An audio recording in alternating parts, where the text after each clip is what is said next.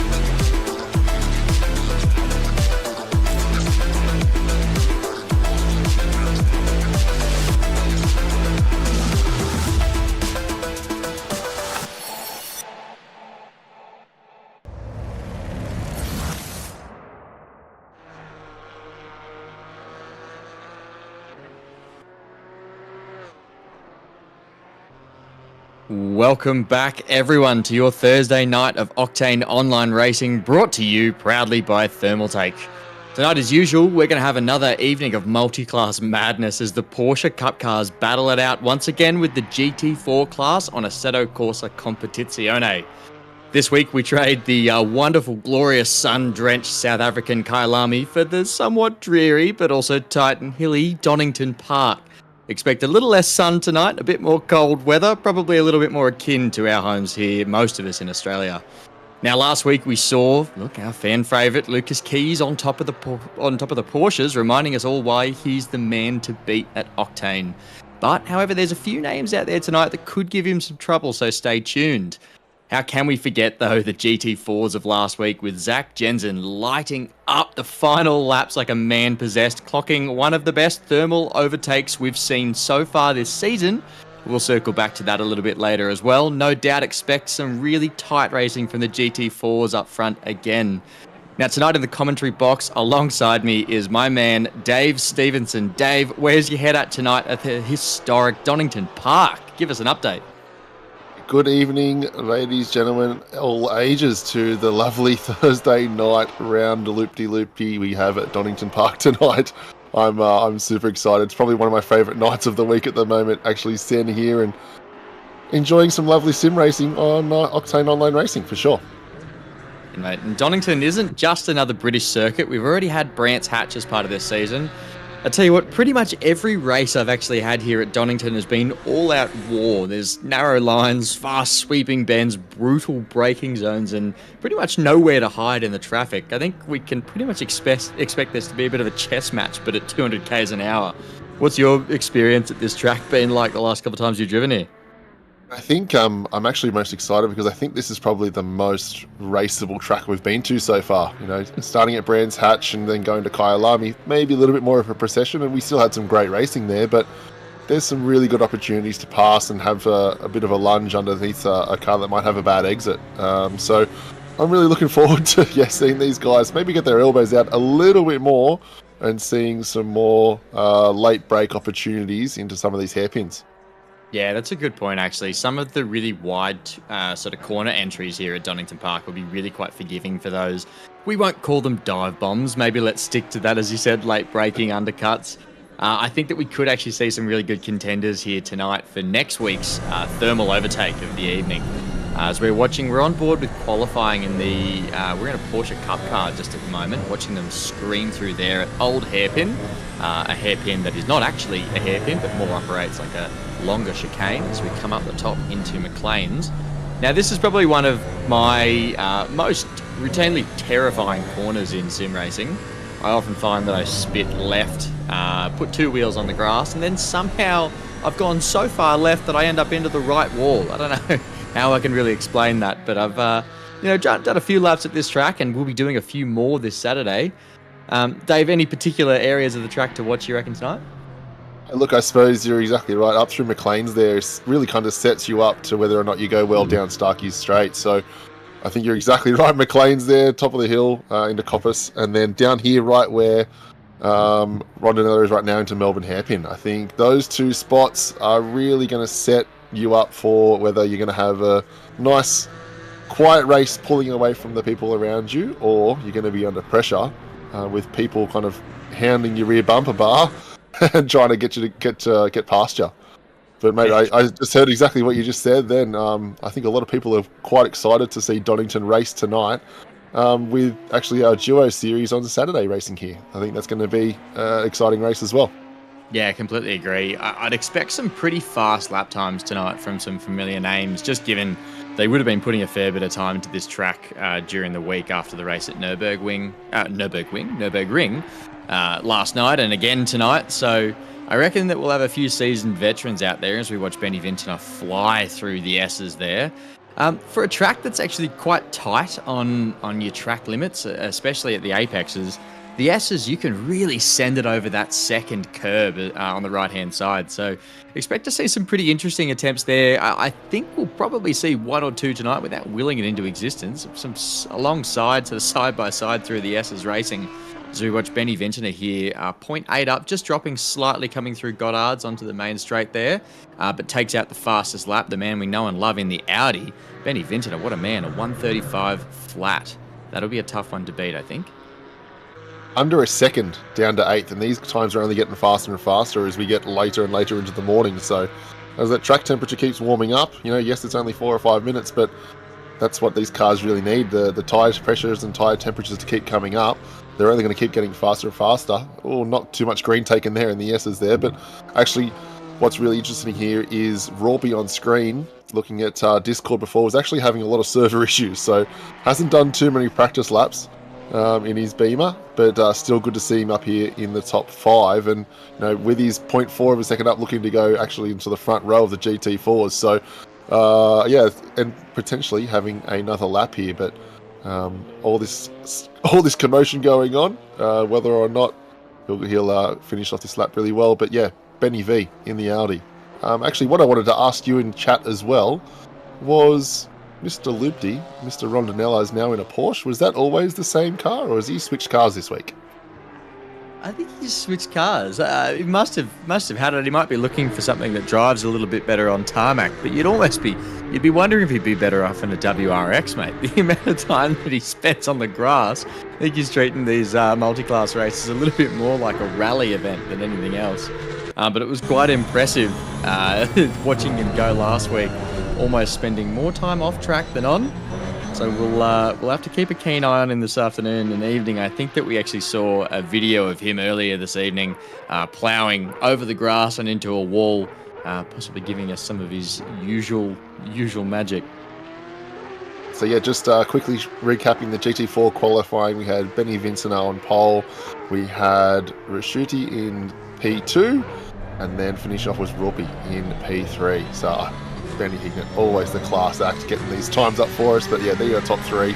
And if you can see those purple sectors across 3 or 4 people, so those cars having the different characteristics, some are faster in different areas. So I just wonder how that's going to play out in the different passing opportunities throughout this track. Absolutely, and we've just seen some messages coming in through the Discord, the Octane Online Racing Discord, letting us know that the stream may not be up and working. So if you're not seeing anything, please just let us know in the YouTube chat or otherwise in the Discord as well, and we'll make sure that we get that stream up and running for you. So we watch here Lucas Keys coming around and just setting a nice early sort of pacing lap as he comes up through, I believe that's Coppice there. Oh no, we've just gone through McLean's into Coppice now. He's got it heading sideways, steering left to go right. Goodness me. This man, we saw him pull away from the rest of the pack last week, Davo. Do we sort of expect the same thing here? Is it business as usual for Lucas Keys, or have we got some people in the pack that could probably give us a bit more of a challenge? I think it might be a little bit of business as usual. You know, the standard Mr. Lucas Keys comes out, bangs out a couple of qualifying laps, has a nice warm-up race, and then there's sayonara before even anyone else has crossed the line. But I'm expecting him to do exactly the same again. I'd love for him to start from the back once or twice, because that might give us some really good racing and put a lot of people under pressure at the start of the field. But yeah, I think he really likes these Porsche Cup cars and starting from the front. Sure, I think we've just got clarification as well. I've just seen it come through that the link is back up and working. You can follow the notification that you just got through your YouTube, or access it through the Octane Online Racing Discord, or reach out to your friend and ask for a link. But evidently, if you're listening to me here, the link's working for you, so welcome on to all the people that just jumped in. And we've got 4.5 minutes left of qualifying tonight.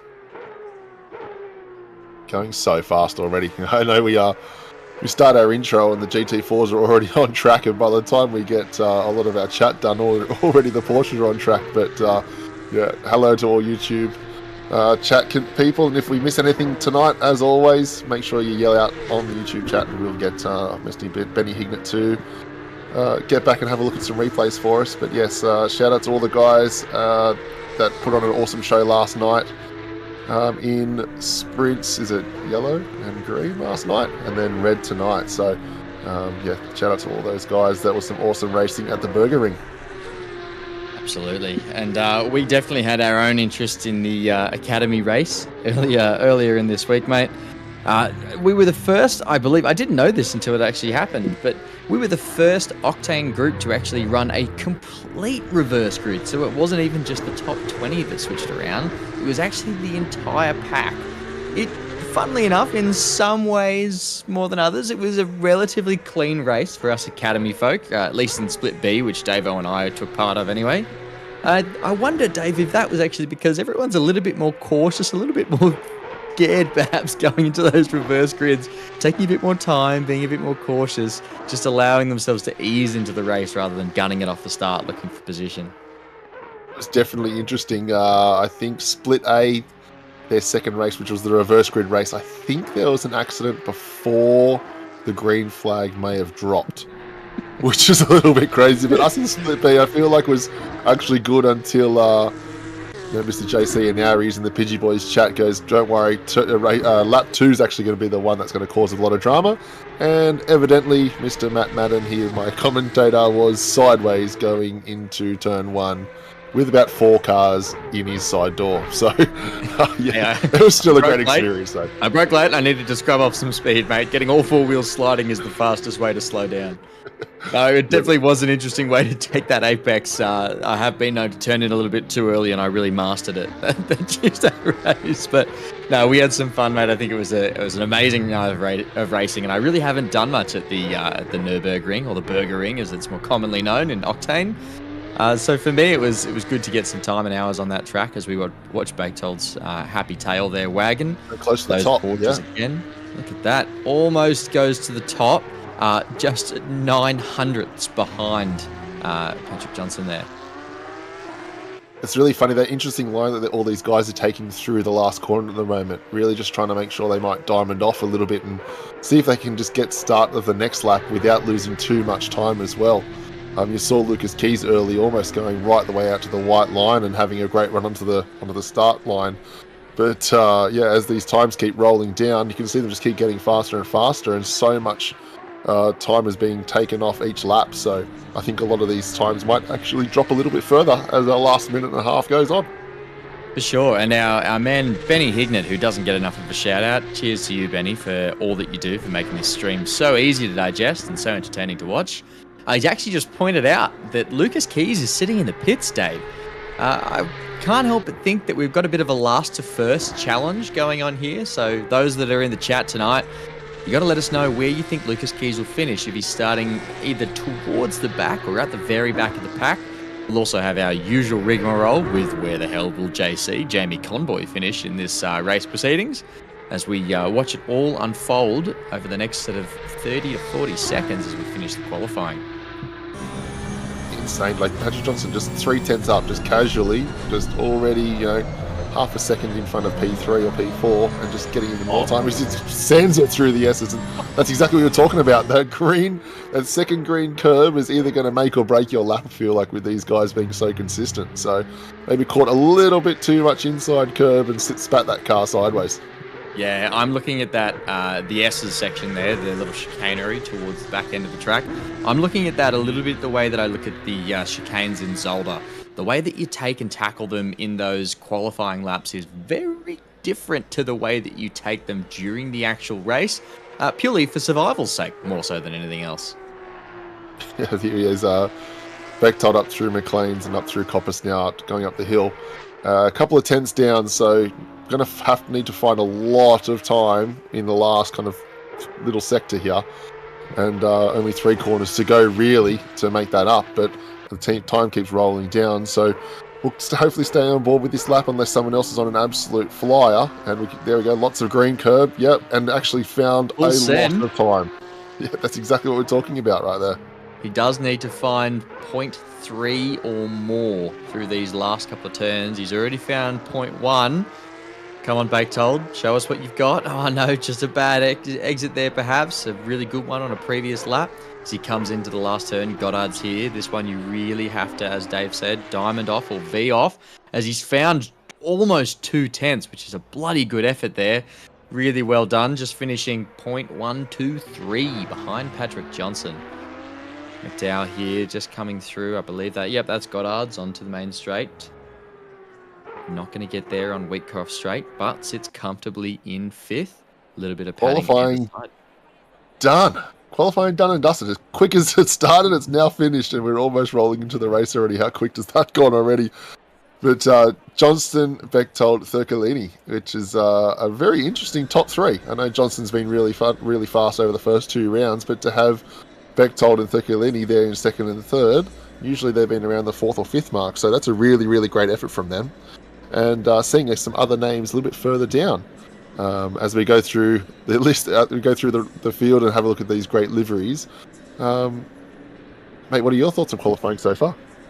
Mate, I think it's going to be really interesting seeing Jamie Conboy and Lucas Keys in particular start up the back, followed up by Benny Vincent this week qualifying in 1st position for the GT4 class there. Got some usual names. I think Rick Lean's put down a pretty good lap, as well as Reinhardt, as well as I think that might be Nate James back in 21st position there too. A quick call out and shout out to the livery designers out there. I'm seeing a lot of Thermaltake logos. It's awesome to see you guys sporting that on the car. Fantastic support they're giving us this season as well. We can expect later on this evening, we've actually got a bit of a giveaway of a Thermaltake mouse from last week. That'll be the TTE Sports Ventus Pro RGB gaming mouse. Which, if you like a wireless mouse, it does that. If you like a wired mouse, it does that even better.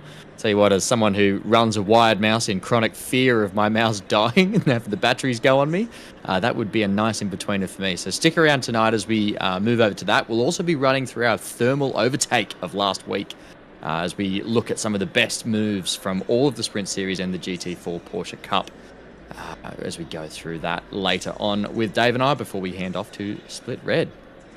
Actually, I was going to say, anyone that's not signed up to the Porsche Cup or GT4 category and you actually are available to race, make sure you get involved, because that will allow you double entries into tonight's mouse draw. So, yeah, guys, if you want to get another entry into that draw, this is the race for you.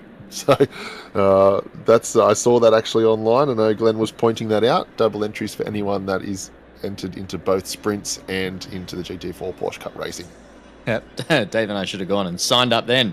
Could have done commentary from within the car as we just go sailing past Zach Jensen, our winner in the GT4s of last week. What a man. An excellent performance, and we'll actually have a look at one of his best overtakes of the night from last week shortly. I think he might be involved in a couple of these, actually, whether or not he's getting overtaken or overtaking someone. So, yeah, he's been in the highlights package. Whether or not, I'm actually wondering if he's actually sent them in himself or if someone else has actually nominated him. The old self-submission. Yeah, Quite good. Hey, look, never miss an opportunity to pat yourself on the back. I quite like it. We are off following Batold from the Brake Czech Republic car. Probably one of the best team names I've seen out there, right up there with, I'm going to enunciate this really clearly, Sofa King Slow from Penny Vintner and a few of his mates. We're watching them go around for this big formation lap. Hopefully we don't see any spinning out for the Porsche Cup cars on those freezing cold tyres like we saw last week from our man Jason Teo. I wonder if, Dave, I remember on Tuesday night he actually said that his PC or hard drive was giving him grief, so maybe that's why we don't see him tonight. It's unusual not to see him in the Porsche Cup cars up the front there. Another name that's not there tonight, so it's a little bit of a quieter field. So shout out to Mr. Teo, who has been absolutely lightning in the Academy series. But back to your so fucking slow. Let's just say it a bit differently as well. Let's just give it a discount code for some sofas, hey? Can we get a partnership with, is it Koala Mattresses that do the fold-out sleeper lounge? Yeah, it must be, yeah. Well, tonight's poll is going to be, do you prefer a lounge or a single-seater recliner? What's next on the purchase? Because I'm voting for a lie down on a sofa rather than a single recliner. Man, I knew there was a reason that I liked you and we got along so well. I'm also a big... I more use the word lounge. I don't know if there's a massive difference between the words lounge and sofa. Maybe it's the Americanism as we watch the big black corner marker there just go tumbling away. I'm definitely a sort of big spread out in the lounge kind of guy. There's absolutely zero chance that you'd catch me on one of those little recliners. I feel too locked and boxed in. All right, almost 30 seconds till race start. So get any predictions that you have in chat about Mr. Jamie Conboy and Lucas Keys, whether or not Lucas is actually going to get through and win it, or Jamie Conboy is going to get on the podium. And good luck, everyone racing tonight. We come around. This is heading into Goddard's onto the main straight now. We're revving up as we move towards Wheatcroft Straight up under the little start line here. Looks to be a pretty tight field up in the Porsches and the GT4s following a little bit closer than usual behind. We're only seconds away from that. Green now as we go. 44 minutes and counting now for the race. We're watching the car of Johnston and Batold's taking the lead there. Johnson moving away and actually taking a bit of overspeed out of that corner now. We've got some too wide action going on here as one of the Porsche Cup cars just seems to be a little bit slower on the uptake there from, I think that was Yao. We've got Vintner here just holding lead, possibly starting to already look at defending Rondinella behind him as Loopty being Rondinella manages to keep it on the black stuff so far. Well done, Loopty. Try and keep it there as we see some rubbing is racing from the BMW of Raupi. Sitting hard there on the rear, trying to get up and underneath that spoiler, possibly looking for the boot to pop of Rondinella there. They come towards here. We're seeing a little bit of tail wagging from McDowell and my favourite matte black and orange Porsche Cup car. They sit there pretty tight at the rear end of the field as we watch Johnston and Batold pull away there at the start. What an exciting start to the race, mate, but pretty clean so far, which is what we like here as they hit the S's. Dave, what action are you watching? Or two Porsche Cup cars go side by side through the S's, and one's in the background to the left of us. No, we've lost a green Porsche Cup car deep into Melbourne hairpin. And this is exactly what we were talking about, the opportunity to send it a little bit further because there's some great opportunity to pass it. But back in the GT4 field, it's exactly what we were speaking about before as well, is some cars are just so much faster in certain areas that, Raupi just there off the start is just stuck behind Rondinella in the little Porsche Cup car, in the Porsche GT4 car. Absolutely, it's a Porsche on Porsche, but from different classes for sure. So we've got that BMW there, which looks almost just strangely like a street car that's turned up to the wrong party on the weekend. He's there as we see that gorgeous Thermaltake spoiler there, holding off the BMW M4. It's not too far away, but it seems to be relatively quick, Ralphie's car through that first sector, but Rontinella seems to be holding him off nicely into sector 2 and 3 there. Maybe just a little bit better drive out of the Porsche GT4, that we see there. Benny Vincent pulling away as well. Just doing Benny V things in that Audi. Again, just really locked in from the get-go. I think last week he had to make up a few positions when Raschuti was actually driving away from him. So I wonder if, as we had last week, the Porsche Cup cars coming back through the field, whether or not that's going to be a little bit more of a hindrance to Benny V this week, and it might close up that GT4 field as the race goes on. We'll see. He definitely undersells himself, does Benny Ventura, in terms of how fast he is. He's unbelievably quick and definitely doesn't talk himself up. He sits there and sort of quietly chips away at it, but an unbelievably quick driver. As we just take a quick look and see that Lucas Keys is already in 6th place up in the the Porsche Cup cars, rather. Now we've got Benny Vincent holding him off as they come into Goddard's as well, back onto Wheatcroft Straight, the main straight here at Donington Park. Donington Park used to be years and years and years before racing started here, a big sort of grazing field for local farmers. And apparently when racing first started up, Dave, they used to not only have to dodge the sweeping turns and hairpins as well as the S's, but also having to dodge a little bit of wildlife and stock there as well. So I'm glad that we don't have that to contend with tonight. We're just focused on the racing and keeping it on the tarmac. We're seeing a little bit of action go through the GT4 cars in the back end of the pack now, I think, as we're just about to get a replay. Going through the Lucas Keys. It's just a tap, but it's not Lucas Keys' fault. That does send, I think that might be Yao that goes off to the side, perhaps? I think it might have been Nate James, because Yao's actually behind Lucas Keys at the moment. Absolutely. Nate James in a Porsche. We'll have to check if that's a Porsche Cup car or a... I think, no, we're going through the S's. We're sailing through. Lucas Keys still in 6th. Miller, your favourite car there, Dave, taking an inside line, looking to defend. It's a really tough corner to defend into because you can get so much grip on the outside there. Surprisingly, Miller, great racing there on Lucas Keys, but Lucas Keys now has the inside line heading into Goddard's as he just sticks his nose in there, takes a little bit of room away from Miller and then owns the space, sitting now comfortably in 5th place of this race as we watch the car of Patrick Johnston in the distance there pulling away. Or if anyone noticed just then, but did you see how much space Miller just gave Lucas Keys on the inside of going down the Melbourne hairpin? That's really hurt him off the exit there. So I think he could have squeezed Keys a little bit harder there and actually helped himself out a little bit. I think being so narrow actually got to slow the car down so much. Yeah, perhaps its hindsight is 2022 as we see Lucas Keys number 22 owning and occupying the space there, overtaking Miller in the 21 car. We're on board with Thircolini, mate, the 944 Porsche Cup car. Seems to be holding the distance quite nicely, taking his lines really cleanly. Wonder if anyone knows what Bulgogi Systems is there, actually, a sponsor on the back. I think this is an in-game livery, perhaps, rather than a custom one. But it does look good. The red does go faster, as we all know, well documented.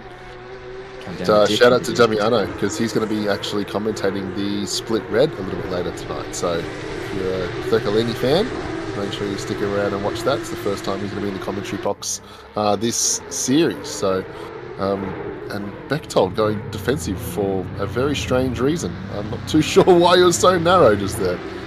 Must have made a massive arrow through the S's, but for some reason that he just decided, you know what, no one's going down the inside of me on this turn right now, as he comfortably starts pulling away from Damiano again there in P2. He cannot and will not overtake me, he says there. Unfortunately, though, leaving the door somewhat wide open for the others that are just going to go around him. Mr. Mind Punt himself doing it for Mr. McDowell, and definitely Dylan's a too good a driver to fall for that rubbish. But it'll be interesting to see what the stewards make of that little tap there with Lucas Keys helping the green Porsche go around. I know he really couldn't do too much there, but we seem to get a few of those penalties in Academy Series where it's like, well, the car in front of us is spinning and we're hard on the brakes and not much to do, and we seem to get some penalties. So I wonder if one might be coming through for contact of car. Let's just call it that. Could be. We'll leave that one up to the stewards. We just watched some of the Porsche Cup cars go sailing over what's called Starkey's Bridge, a section of track between turns 5, 6, and 7 McLean's. And I've just seen in the YouTube chat that apparently they actually used to drive under that bridge that still stands on the track today. We'll get a look at that bridge as we go up over it, as we see everyone flying around. Is that Baketold that just dropped? Baketold, yeah. Second lap in a row, these must have made a huge mistake into the S's, so we might see that replay come back up in a little bit. But yeah, that's 2 laps in a row that he's just made either huge blunder. He's just in front of all these cars, and now, dropped at least 4 spots and looking to drop another spot to JC there in the background. Absolutely. We see Bolly's coming in, letting it know that he's tapped the car in front of car 101. Nothing that he was going to do about it. Green flag, play on.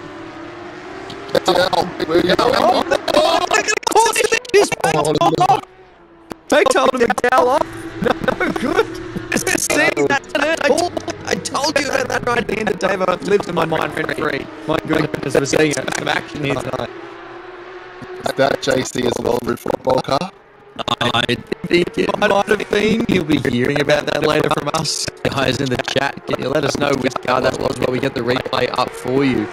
That was a ridiculous tap and a dangerous re-entry, but I dare say I don't think there was anything you could do about it. He was purely at the disposal of his mistress, the car there. She told him where to go and how to get there, and all he could do was sit down, shut up, and hold on.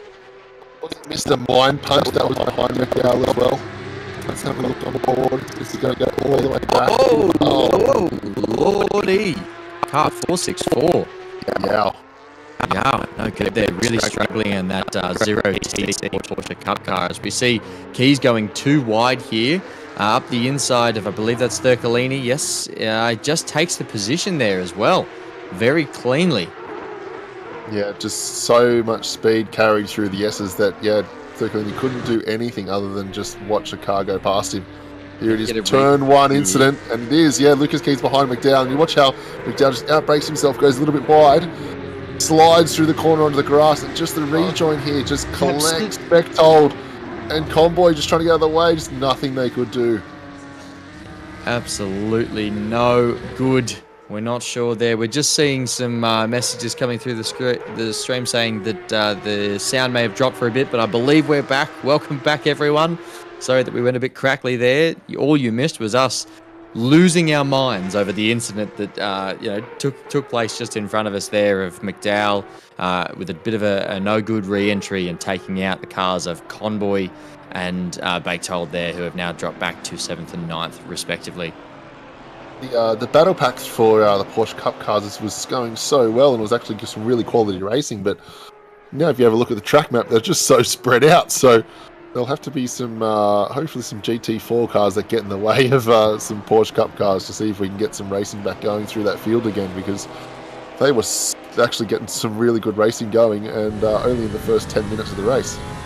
Sure, mate. With a minute 30 average per lap, we can expect those Porsche Cup cars to catch up, kicking around that lap 9 or 10 as we watch the M4 of Ralphie, the GT4 BMW just sending it wide there.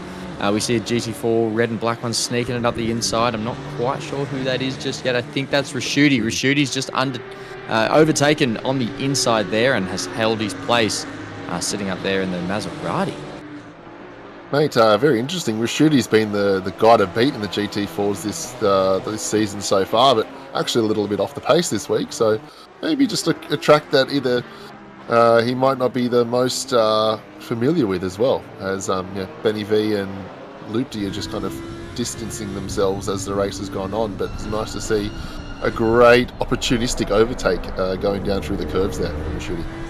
For sure, and we just saw Dylan McDowell get a 10-second penalty for that unsafe rejoin. I actually think that's quite fair. I think that he was really just holding on for dear life. Nothing he could do about that rejoin, but it is worthy of a penalty. Well done to our stewards. Maybe not hitting with a big stick, but there was definitely a little stick in there. So nice wrap across the knuckles, I think, for that one. Yeah, the only penalty harsher than that is a DT or a stop and go 30. So they've got a fair stick out, I would say, as Zach Jensen just shortcuts the track. Goes completely across the grass in the Gianetta behind Raupi there. Raupi's really got to watch that right-hander. Running over the curb on the left-hand side is less a concern of track limits and more that you lose so much drive as you spin your wheels in the dirt there. Zach Jensen's now sitting hard on his rear, virtually sniffing the paint on the rear bull bar. This is going to get really interesting as Jensen looks to perform quite similarly to how he did last week.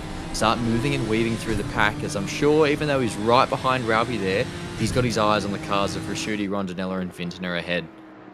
Yeah, Zach's definitely got to sort his qualifying stuff out because he seems to be qualifying too far down the field for how good his race pace is. If he wants to make this a bit of an easier race on himself, unless he's just a sucker for punishment and just wants to drive from further behind. But yeah, Mr. Zach Jensen, we need to have a chat about your qualifying setups. Maybe it's just a race setup that he's running and he uses it as extra practice there, perhaps. Just qualifying with 60 litres on board. Absolutely. We're seeing Raschuti sitting hard there on the rear of Rondinella in the, we know it's the zero, I know we said we wouldn't talk about it, but it's the 0 TC and I believe ABS as well, the Maserati. We had it incorrectly. I had it incorrect last week with the saying that it was the Ginetta. But apparently the Ginetta is still faster running 0 TC. So there's a few people out there without any assist to help him keep it on the track, no doubt. We see Lupti actually, speaking of keeping it on track, Rondinella staying on the tarmac this time. It's quite a hard-fought battle for him, mainly just him versus the track, but he's doing pretty well tonight. I did egg him on saying that we should expect to see a Jim's mowing livery from Rondinella if he keeps going the way he's going, but it's good to see him holding on. Unlucky contestant last night in the split series that he had to avoid a turn run incident, the same as JC, and they just dropped to so many positions early on, but they actually had some really great pace. So I think this must be the race that he really must be focusing on this week, because the other one, although had still finished in a great, it might have been 9th or 10th, but might have I think qualified maybe P5 or P6, so maybe with some higher expectations. But as Raschuti here, all of a sudden it's just come alive and is just working this track out as Lupti's just gone sailing wide. I can't believe the mind punt from Raschuti worked there. I was about to say a little bit attempted a mind punt, but it might not have worked. However, Rondinella still has the inside coming into Goddard's up onto Wheatcroft Straight. Does hold it there, does Rondinella. But Raschuti's sitting hard on his rear as we've got behind a nice little battle pack of 4. We've got the M4, the BMW of Raupi and Jensen in the Ginetta following them up, really close behind. This is actually going to be a nice little battle as we go through. Dave, speaking of the battle packs, it sounds like we're fishing for a sponsorship from Fortnite. Maybe I think we're coming away with this stream knowing that we need to, we love and we've got Thermaltake here on the technology side. We're shooting for Koala on the lounge sponsorship. Was received Raupi with 2 wheels on the grass again, that same corner. And maybe we need Fortnite battle packs to give us a little bit of a sponsorship as well. If anyone's out there on Fortnite, give us a wave, give us a discount code and sponsor the stream. Maybe we get a Fortnite car in the next couple of weeks. Kunos to sort us out with a bit of a battle pass, maybe. That might get some more people racing in the GT4 series as well. But I reckon Benny Vintner in P1 has the biggest smile on his face right now. With this battle pack coming on, he's going, you know what? All I've got to do here is get some really clean laps going, and I'm just going to stretch my lead as far as I can, while Rondinella is just kind of blocking and holding onto P2 as hard as he can, as Jensen goes really deep. And these next kind of 5 minutes is really going to make sure Benny V is either going to win this race quite comfortably or not at all. Rondinella just sending it up the inside again. This is really having to work to hold it there. It's going to be a tough line here for Raschuti because it's a terrible corner to be on the inside of. You're going to have no speed coming in or out of the corner as he drops back and holds on, just trying to perhaps fall into a better line. Rondinella there actually blocking just a little bit, holding that line off the outside of Redgate into turn 2 and 3, the Craner curves. Yeah, well, we've got wheels in the grass everywhere, but everyone seems to be holding on, everyone being very polite, very mindful of the cars around them, which is quite good. Have a look at this right now. Current lead is 4.7 seconds, and it'll be interesting to see once all this kind of shakes out each and every lap, how far Benny Vinton is actually going to stretch his lead over the next couple of minutes. Perhaps we can get some comments coming through in the chat.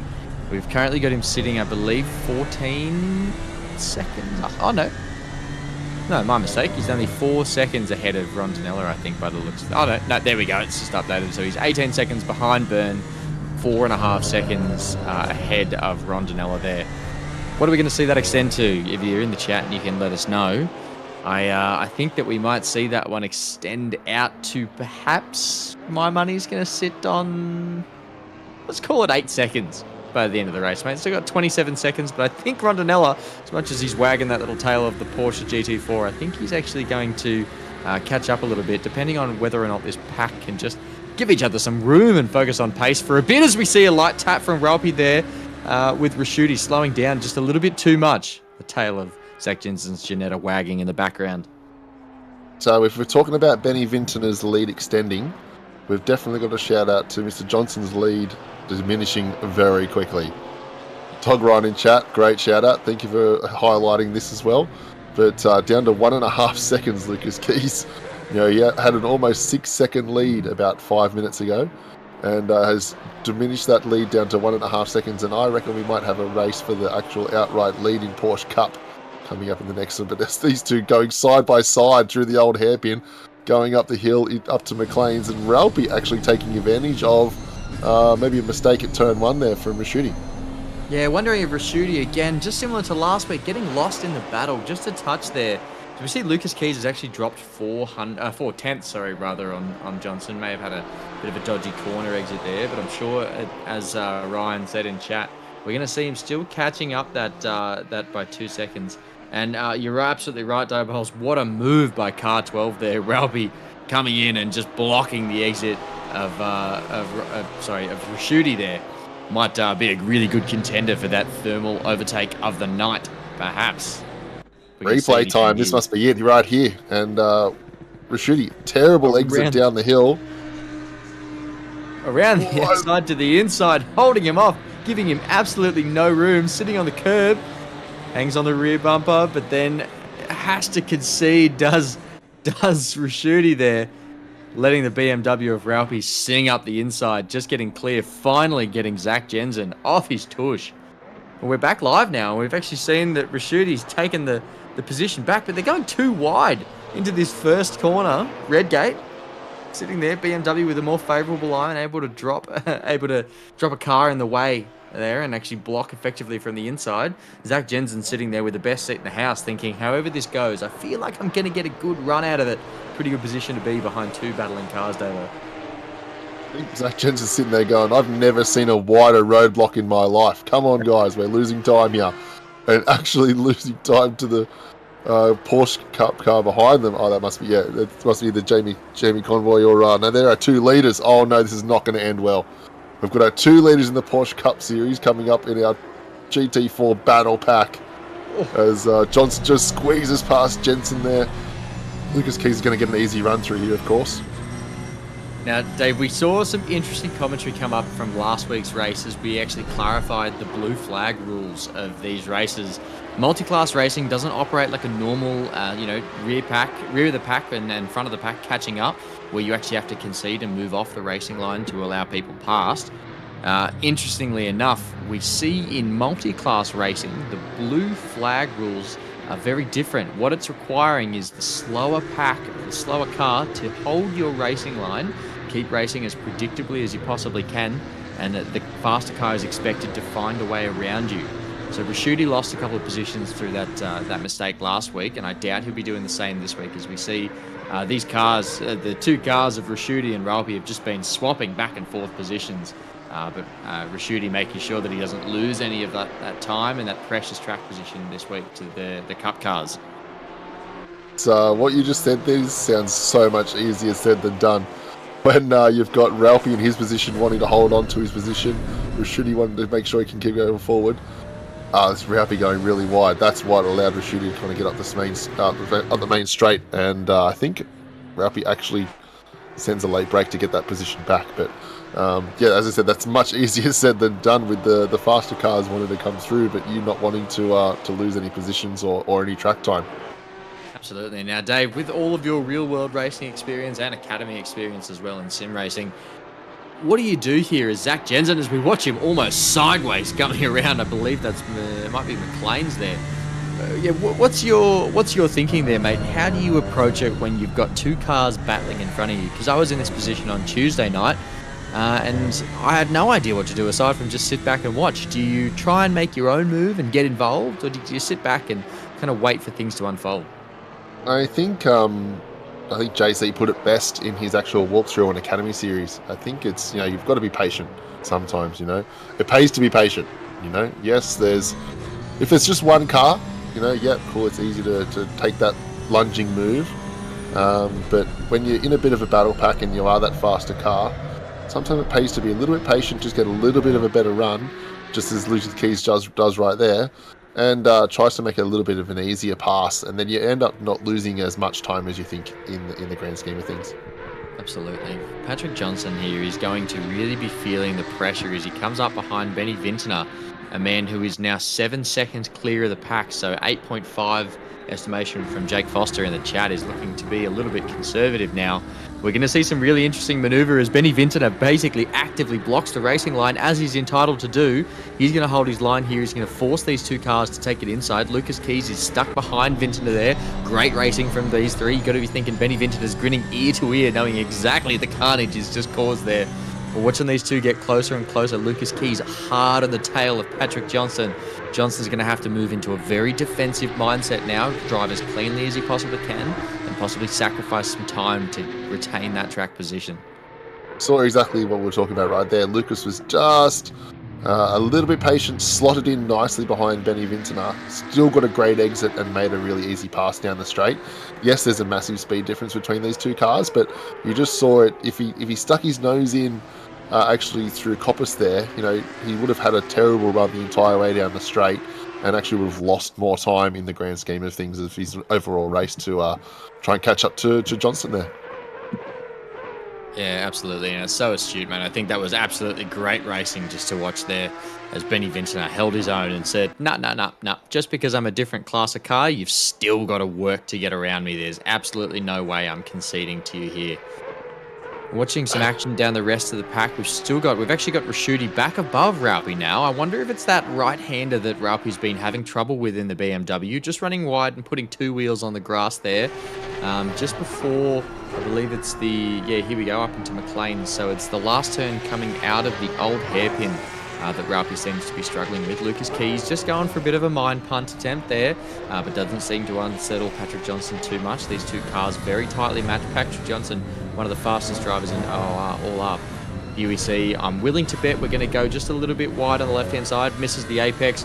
No apex hunting there. Rashuti manages to swerve to the right and just hold that position. But it looked like Zach Jensen's going to get the run on in there too. It'll be really interesting to see where those guys end up. Raupi may have effectively blocked though. We'll wait and see. Coming around Melbourne hairpin, watching these two leaders, Lucas Keys trying to overtake Patrick Johnson here. You've done a bit of Power Rangers joined together forces there, with a couple of absolute legends in our Octane Online Racing series of Patrick Johnson and Lucas Keys. So I'd like to know what colour Power Ranger they'd be voting for tonight. But it'd be a good one, that's for sure. It'd be very powerful. But again, thank you so much to Thermaltake for their amazing sponsorship. Guys, jump on. I looked at a couple of pre-built PCs for a friend of mine through the week, so we're looking at getting another sim racer on board our Octane Online Racing series in the coming weeks. And some of their pre-built PCs were very just click and collect almost, so that was a nice experience to look through over the week. Mate, not even click and collect almost, it's click and collect definitely. It was really funny watching the earlier ad as we're getting ready for the stream. You and I are usually jumping around and buzzing up, chatting to each other, getting hyped for the evening of racing, and I looked at the Thermaltake Horizon Series PC on my screen and then shifted my view, I don't know, give or take estimation, maybe 6-7 inches to my right, and looked at my own Thermaltake Horizon system sitting just beside me and had a weird moment of deja vu where I thought, oh, that's a really cool PC, I should buy that. No, wait, I did. 100% vouch for the Thermaltake equipment. It's bloody brilliant. Their venture into the sim racing market is no slouch either. They've done a really good job of putting together their equipment, which is currently sitting, Dave, as the main prize for the winner of the entire sprint series for Octane Online Racing this season. We've got their brand new wheel and pedal combination pack going to our winner of the sprint series, which is a pretty awesome prize. To see a bit of feedback from our guys once they get involved. Jack Miller, where are you going? Oh, where are you going? Hey, he's off. Brake pedal is on the left, mate. You've got to push it harder. The rear tyres of Johnson must be screaming, says Bullies. I couldn't agree more, mate. We might come back to that replay in a little bit, Benny. I know this is an absolute amazing battle, so let's just kind of put that on pause. We might try and bring that up, back up, because that was definitely not a thermal overtake of the night. We just sent it up the inside of 4 GT4 cars and somehow slotted the gap.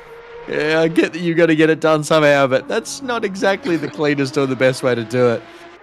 I'll tell you what, valiant attempt though. Valiant effort. We're going to see this now. We've got the 3 GT4s of this battle pack, and we've got Rashuti, Ralpy, and Zach Jensen here. We've got 2 cars attempting to go up the inside of Rashuti. Zach Jensen finally making a move. Oh my god, he might get the thermal overtake of the week again tonight with that move. But he's going to drop that one position to Ralpy as he's just holding the inside there. Very clever move. Get your space and hold it. Zach Jensen looking for some grip and pace around the outside in that Janetta, which has great straight line speed as long as you keep the TC low. He's going to have the inside line coming up into Redgate as we exit Wheatcroft Straight. This is going to be a really interesting manoeuvre here, but he has dropped that position back from Ralpy. But Zach Jensen now firmly sitting in the middle of that little battle pack as, oh no, as our commentators curse him up into the dirt. But he holds on. Really well driven, Zach. Well done, mate. See, mate, only 15 minutes to go. I can't believe we're 2/3 through this race already, and it's just absolutely flying. And Mr. Lucas Keys still just just inspecting the red rear bar of Patrick Johnson as we just go lap after lap, and these guys are just flying around this Donington Park circuit, making mincemeat of the field at the moment. Thurcolini's probably just sitting there as having a bit of a solo race, and then 12 seconds to JC. So the front of the field's got nice and tight, and then we knew Jack Miller was going to come through there. I can't believe what I'm watching. That was the most insane thing. Benny, you're doing an amazing job, but warn me next time, man. I wasn't expecting that. Holy smokes, as we watch Jack Miller go sailing through. The only way I can think of that, his left foot must have fallen off the brake pedal. There's no chance. No chance he was holding any brake as he went through. Ralpy, life flashed before his eyes. My goodness, what a close call. Holy dooly. I'd like to hear a bit of YouTube chat, the guys that have done some split racing over the past 3 weeks, whether or not the new rules. Jack Miller getting a penalty for dangerous driving. Mate, that was insane driving. I thought that was actually really well executed in the end of it, but yeah, definitely needs a penalty for that one. I think caused a bit of contact there with Ralpy, but I want to see everyone's opinions on the new rule book. You know, it's been 2 weeks and 3 weeks for some of us. I think the racing has actually been very, very good since these new rule books come in place. So if anyone's got any opinions in chat that we want to have a chat about, seeing the racing room that's been given, I actually really been enjoying it. Absolutely, mate. I completely agree. I think it's been a lot cleaner as we see a battle here between that's the Porsche Cup car of Baketold there. Just sending, Ralpy wide, but also the Porsche Cup car's punted himself. Mine punted off to the right-hand side. Got to think he's found a wall there or something. There's absolutely no way you'd keep it on track after that. My goodness, it's so tight trying to get this faster car around. I wonder if we'll see some similar maneuvers performed from the different classes of racing rather than different classes of cars. This Saturday on the Duo Series, I believe it kicks off around 7:30 p.m. Everyone can tune in here at your favourite channel, Octane Online Racing, for a wonderful night of GT3 Duo Series here at Donington Park this weekend. Dave, I wonder whether or not we'll have any of this similar temperature stuff going on. We're sitting at, I'd say this would be close to a record high temperature for an English summer. A nice balmy 12 degrees centigrade out here, air temperature and track temperature. So you got to think the track might be a little bit slippery out there for these races, possibly helping or hindering a few of these cars and incidents out there. I definitely see the 30-minute forecast of sun as a bit of a Kuno server glitch. There's never this much sun in England. I don't think it's ever happened in their entire history, mate. I completely agree with you. We're seeing some interesting stuff come through in chat. Jake Foster wanting to let us know that he's actually felt the difference in the Academy series with the new rule. I completely agree, mate. I think it's actually been really well defined and some really good racing coming from that. But Breno Ellis coming in saying he appreciate the changes, but I don't think they'll have any effect on the actual racing. It would have been the same regardless of whether the changes were made or not. Penalties, however, have changed for some incidents. Yeah, I think that could be the main thing, mate. Maybe it's the newer races coming up through Academy. For us, it was kind of drilled into our heads when that rule change got made. It actually made things quite a bit clearer for us. So maybe it's not here to reduce incidents, but make it a little bit more clear when you receive a penalty for some things. So really good thoughts coming in chat, guys. Keep them coming. Thank you. Look at these guys go through it. Mr. Johnson, a couple laps in a row, really struggled with the S's. So it's probably Lucas Key's best opportunity to pass him down into Melbourne hairpin at the moment. So we'll see that as this lap progresses. But just goes a little wide, but he can diamond off and get a good run down the main straight. But yeah, I just noticed the last 2 laps, Mr. Johnson just struggling with the S's and getting off that right-hander and bouncing the Porsche across it. So I think that might be Lucas's best opportunities to pass Patrick is down into that Melbourne hairpin. Yeah, very astute of you, Davo. Done like a true sim racer and real life racer. You really pick these things up, and that's why we love having you on board for these commentary sessions. And I'll tell you what, I think it's really interesting that Patrick Johnson has managed to hold Keys off for this long. Everything in me wants to suggest that Keys is just playing with him, but I actually think it's the fact that Patrick Johnson is driving really, really well. We're seeing some odd ping things happening around Lucas Keys' car, though. Hopefully everything's all right with his internet connection, but it seems to be okay. Hopefully we don't have any ping or netcode issues as he gets closer and closer to Johnston there. Johnston now sliding it around almost the entirety there of Copper's Corner up the top end of the track as we come into the S's. Now this is where he struggled in the past. I'm not going to commentators curse him. I want him to do well here. It's so hard to get a good clean exit here, and he's done just that. Really nicely taken. That's what we were talking about earlier, Davo, the quali versus racing line through there, a bit like Zolder. I think you've got to be a little bit more conservative. Oh no, he's opened the door a little bit for Lucas Keys to stick his nose in, but manages to hold it to the two of them, just go sliding through Melbourne hairpin there. Speedway high line there, not kind, just keeping the apex of the corner a little bit off the double right there. So just trying to keep the car speed a little bit higher and not have to plant the foot as hard off the turn there. So Patrick Johnson, just, as you said before, just doing a really, really solid effort. And it seems as though, yeah, he might only have 1 or 2 weak spots in his entire lap, but he goes, yep, cool, if I just get through these S's nice and square and get a good run, that Lucas has only ever really got a big dive bomb move left to do as his only opportunity. For sure, mate. He's so strong out of Redgate and through the Craner curves there as well up into Old Hairpin. He actually pulls away just a little bit on Lucas there, really holding the speed nicely as we come up through. That's now McLean's into Coppers here too. This is where Lucas starts to gain though. Lucas seems to have this ungodly pace as he comes through here. Almost the work of the devil there, mate. As we come down into the S's, Lucas Keys sitting in behind him could also be a factor of getting the draft there. This is such a tough corner to defend into because you still have to go out wide.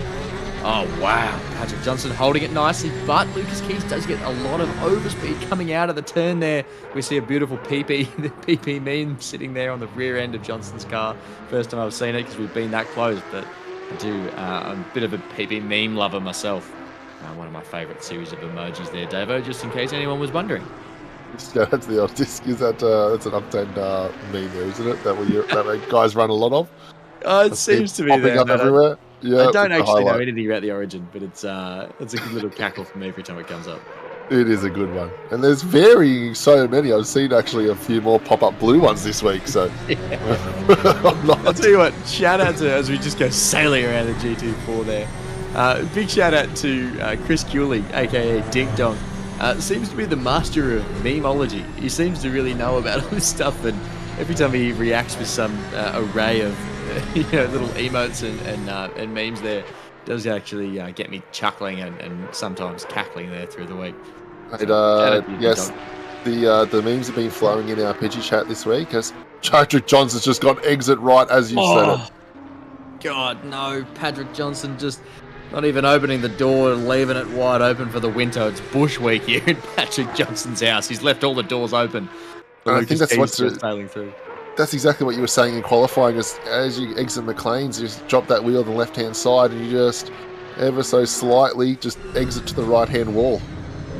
As we get from Ryan Anderson, Dog Ryan in the chat, dramas, we see Patrick Johnson go sailing off. Very, very lucky there not to actually go into the wall. Very easy to do there, particularly in the car at high speed.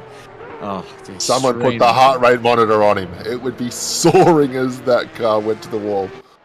You gotta wonder, mate. I believe it's the Germans refer to it as a Scheißenbedarren. I think it's called a shit regret. It's when something doesn't exactly, it's almost so bad that it's kind of a relief for you that it occurred.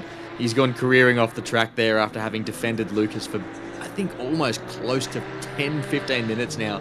You got to wonder whether there's a sigh of relief just admitting defeat in that instance. Breathing once again. He'll look at the gap behind now to Thurkalini and just go, well, the race is done. I can lap now for 7 minutes and start thinking about split red. Because tell me in chat if I believe he's in split blood, but which I think he is. But I think he starts thinking about the Nurburgring that'll be coming up in about half an hour. Hopefully less blood in split blood red as we come up from last week's race. The reverse grid there at where was it? It was at Spa, wasn't it? Yeah. So the Nurburgring tonight, hopefully a little bit more tame. Now we've got some huge gaps between a lot of our racing at the moment. The closest gap we have is 9/10 between Ralphie and Rashid in our GT4s. So anyone in chat, shout out if anyone of your friends are racing tonight and you want some airtime for us. Make sure you get involved with that. But any new people starting to tune in, there's only 6 or 7 minutes until we get a lovely draw for our Thermaltake mouse tonight. Sure, and we've actually just seen a bit of a flip-flop of position. Zach Jensen now leading that little battle pack as we're watching on board with your favourite car here of Jack Miller. Just goes careering off. It's so easy to miss the apex there as he goes pirouetting off into the gravel. Thankfully, this is sim racing and he can just accelerate out rather than calling out that tow truck. Jack Miller a bit unlucky there, mate. Jackie boy, tonight's not the night. We had our race last week at Kyalami and we will concentrate on our next race next week. But Jackie Roy having a bit of a moment there at the old hairpin, just exiting and looking at some beach sand trap. Yep. Watching Zach Jensen slowly gaining just a little bit of time on Rondinella, only a 10th or 2 a lap, but he's driving pretty damn well. Rondinella now, he's actually gained half a second on Vintner, but he's now sitting Vintner 9.5 or just over 9.5 seconds clear of the rest of the pack there. Vintner just laying down the law and laying down the laps there, mate. Looking cool, calm, and collected in the Sofa King slow Audi.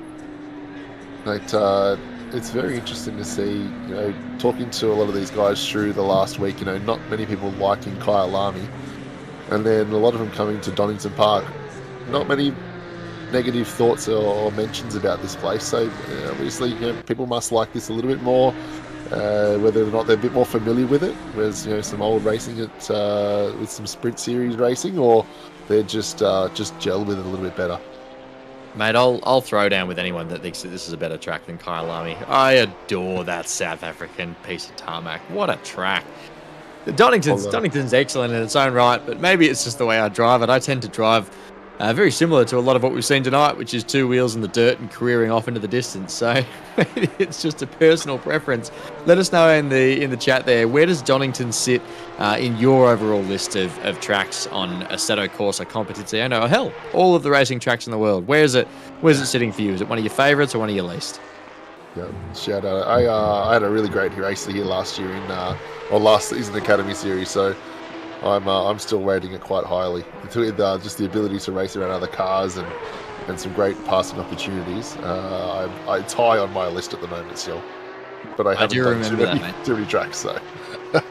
Yeah, it was an excellent race, that one. I think it came right down to the wire there for you, as you just had a bit of a bad run into the S's, and someone, I can't remember who it was, but actually overtook you at that last little run into Melbourne hairpin out of the S's there as well.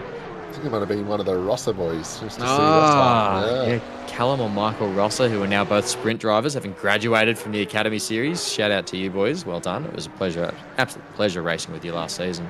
So we watched Lucas Keys just fending a little bit of GT4 traffic off here.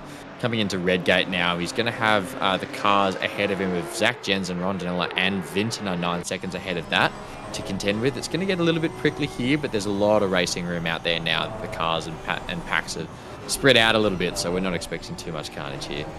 It's exactly what we mentioned last week in our multi-class kind of rundown through the night. It was whether or not the GT4 cars came up on a bit of a battle pack, or whether they come up as one by one. I feel like if they can keep coming up as one by one, they easily get through this field. But as soon as they kind of find themselves in proximity of a couple of GT4 cars, that's where it gets a little bit dicey, as you say.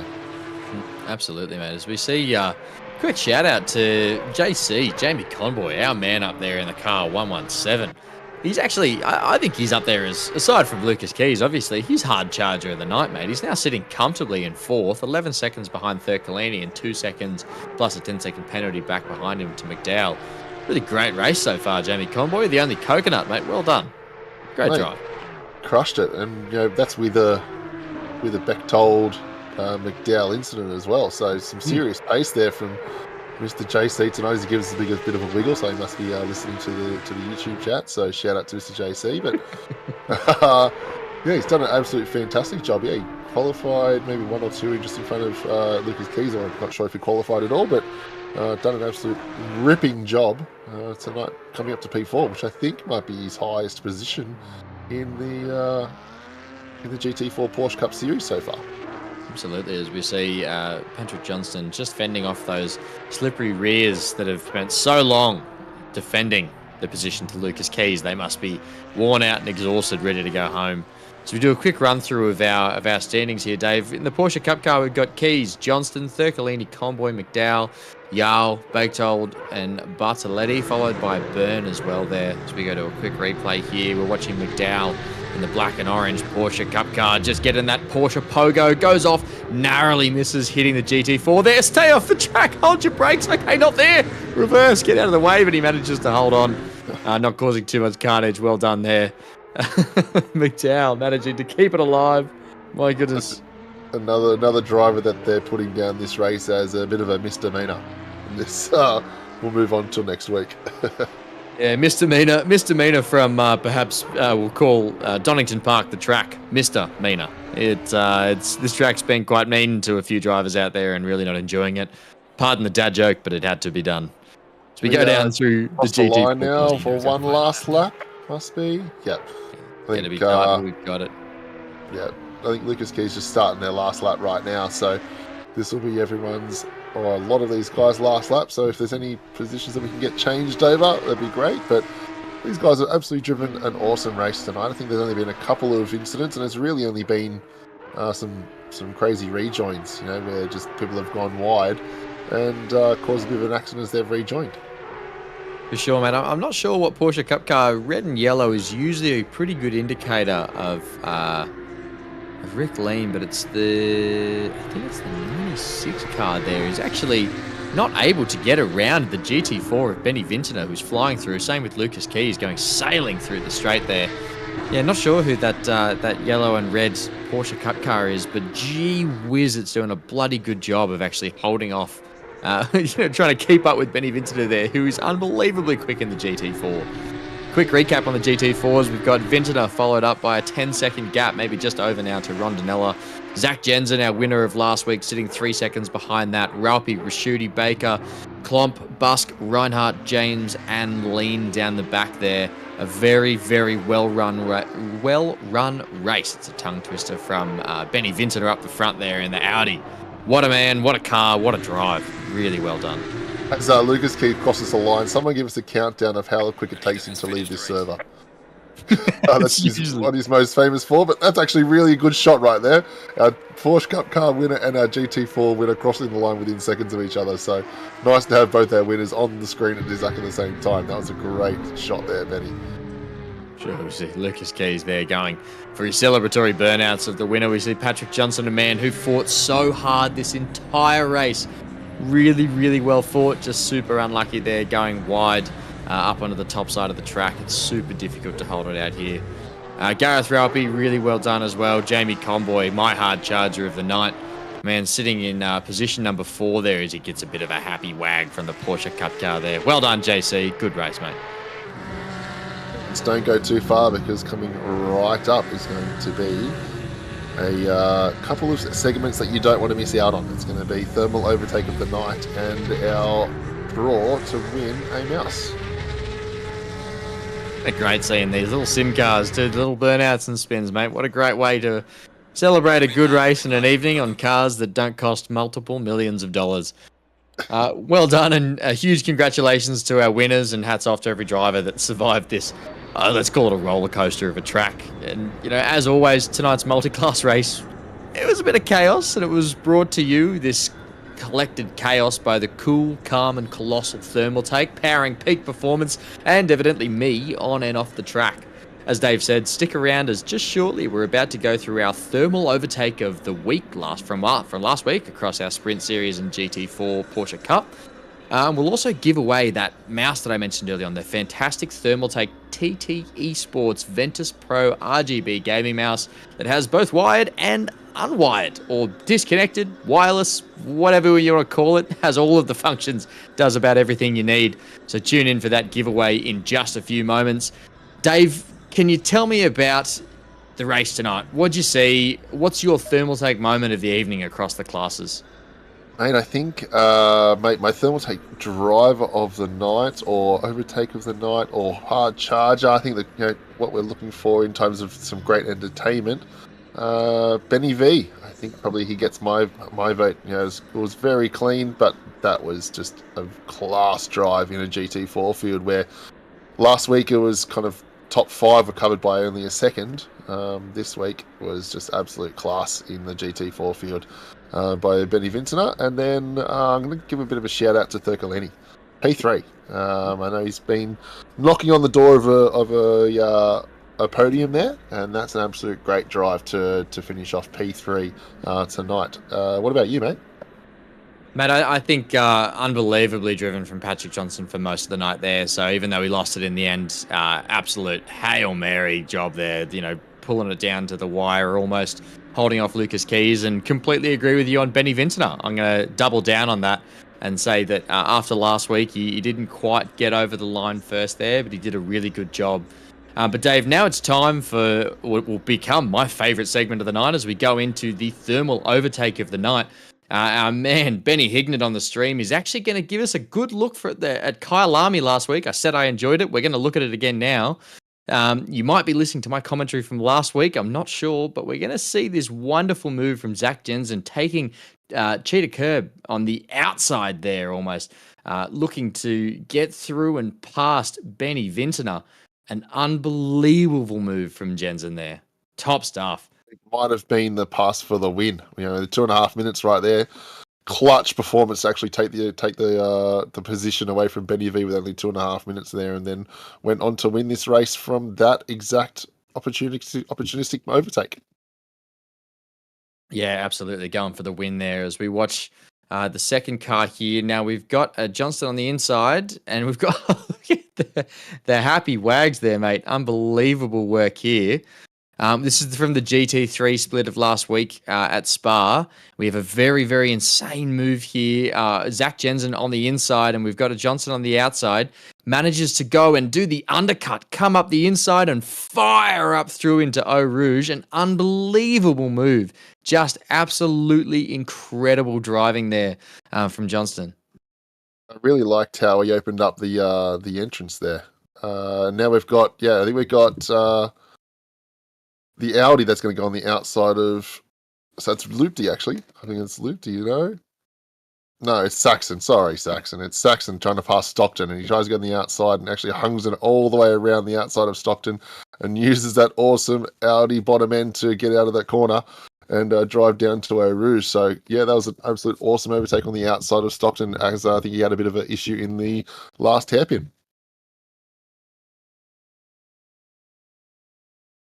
Sure, fantastic work. Now, so we've got Glory Babby and Eshan Lele here as well, coming up through. It's a double overtake going up a roost, just finding a little bit of space on the inside there.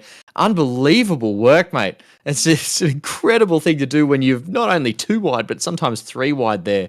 Such an incredible job there from all of our thermal overtakes from last week. Really, really well done to the drivers. Great stuff, guys. That was absolutely incredible. Get And now, those, Dave. I was going to say, get those timestamps into us on Discord. Let's try and get some more thermal overtake segment clips for next week as well. For sure, as we come into this wonderful moment where we get to spin for a Thermaltake gaming mouse. This is round 2. And just a quick reminder, all you have to do to be a part of this giveaway, thanks to our good friends at Thermaltake, is actually just enter into the races. Whether it's the Sprint Series, whether it's the Porsche Cup and GT4, multi-class chaos, this is the best way to enter in. You can even get a double entry. We're seeing some names come up here twice. Benny Vinton, our man on the stream who is running this for us, is going to click go any moment now on the Thermaltake big wheel. We've got the Thermaltake spinner. I'll come up with a better one. Thermaltake fans. They do fans. Let's run with that. The Thermaltake fan spinner. It's slowing down here, and we're going to get it's Wesley Yao, W Yao from tonight. Mate, one of the drivers that really put his heart on the line there tonight. Well done. Almost Zach Jensen and Danny Vu, but really well done, Wes. Good work, mate. You have a mouse coming your way, and not just any mouse. It is the TTE Sports Thermaltake Ventus Pro RGB gaming mouse with both wired and wireless configurations, as we pointed out before, Davo. What a win. That went way too quick. But double entries, congratulations, Wesley. I would love to have one of those mouses next to me in my rig. Well done. Really well done, everyone. Thank you so much for tuning in tonight. We'll throw you just over shortly to the Sprint Series Red Split, hosted by Neil and Damiano Thurcolini from tonight's race. No doubt he's gone to wipe the sweat off his brow and get ready. Dave, thank you so much for sitting in the commentary box once again with me tonight. It's been brought to you once again by the wonderful Octane Online Racing League. We've also got Thermaltake proudly sponsoring our series now as your hosts, Matt Madden and Dave Stevenson. Thank you so much for joining us tonight, guys. We're going to throw you over any moment now to the next stream as you get ready for the race. Huge thanks to Benny Hignett there as well for running the stream and doing all things tech and cameras and the giveaway as well. Thank you so much, guys, and appreciate it. We'll see you next week.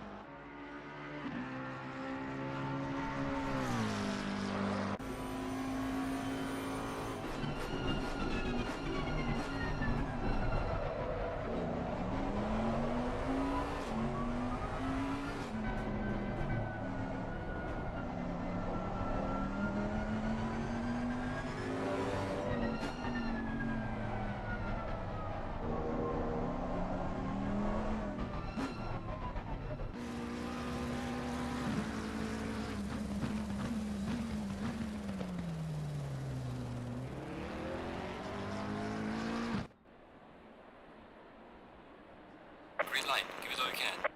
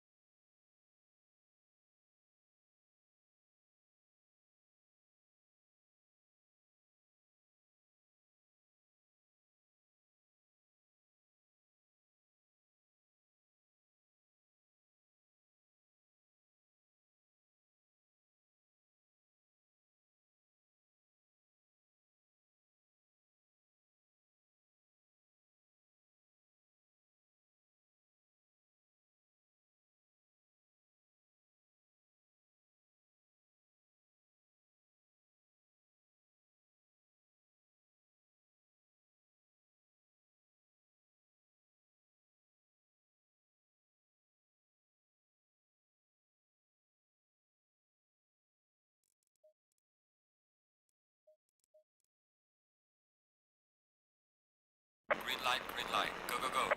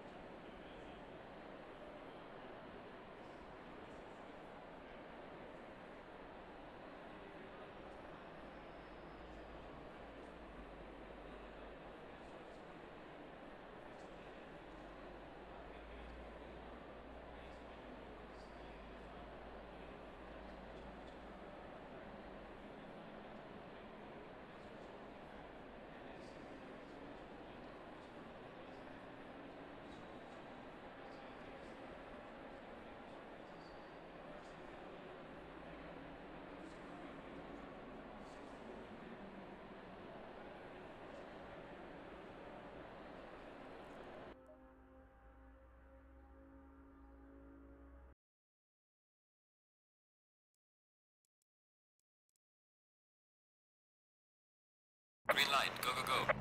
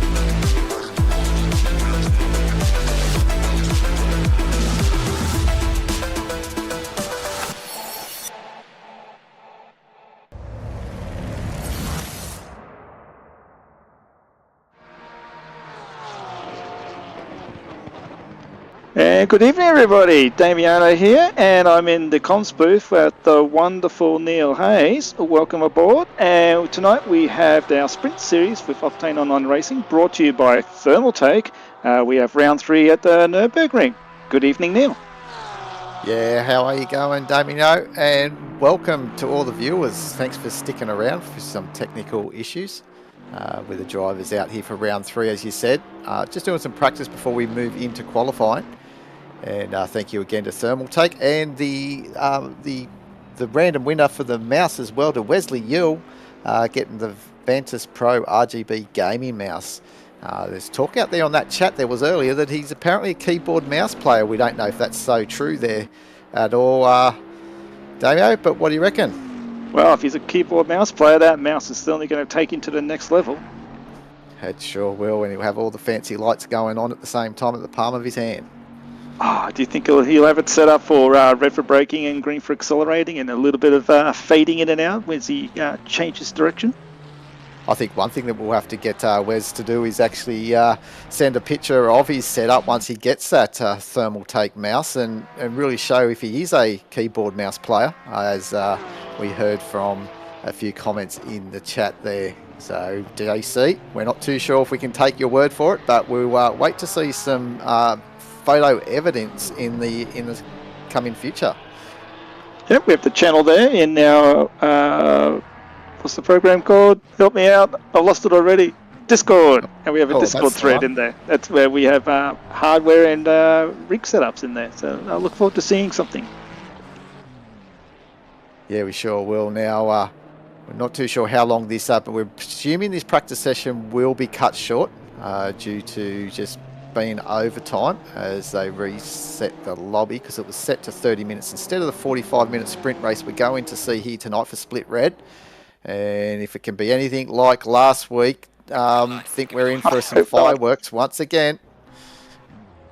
Actually, Split Red wasn't where they I don't recall. All 3 splits had an awful time with this round 2. And qualifying's kicked off. 11 minutes and 45 seconds to go. Here we go. The cars are peeling out into the fast lane to try and get their laps in. We have 12 minutes for qualifying, and obviously fastest lap puts you on pole. Well, we'll have to see if we're going to see Lucas Key take to the track for his qualifying. We have seen him mosey around and been starting at the rear of the grid for the 2 opening rounds with that reverse grid that we had for the second race. Put him up into position 7 to start that race, and he really did dominate race 2 last week, and we'll just see how he'll do things tonight. We're hoping that maybe he'll maybe go from the last to first challenge again, but time will tell. Yeah, he's backing up from the Porsche Cup GT4 race earlier this evening, so he would have got his heart rate up and get his eye in. Yeah, so he'll be fit to go. Congratulations on your third too, Damio. That was awesome race in the Porsche Cup earlier, so yeah, well done on that third position. Oh yeah, I got a bit lucky, and yeah, I nearly lost it a couple of times, so thank you. But tonight we are looking at the Split Red, and a little bit of news. We have, unfortunately, we've got 3 drivers with some quali bans. We have car number 28, Juiceman, car number 29, Nurburgring, and car number 821, Mono Nutu.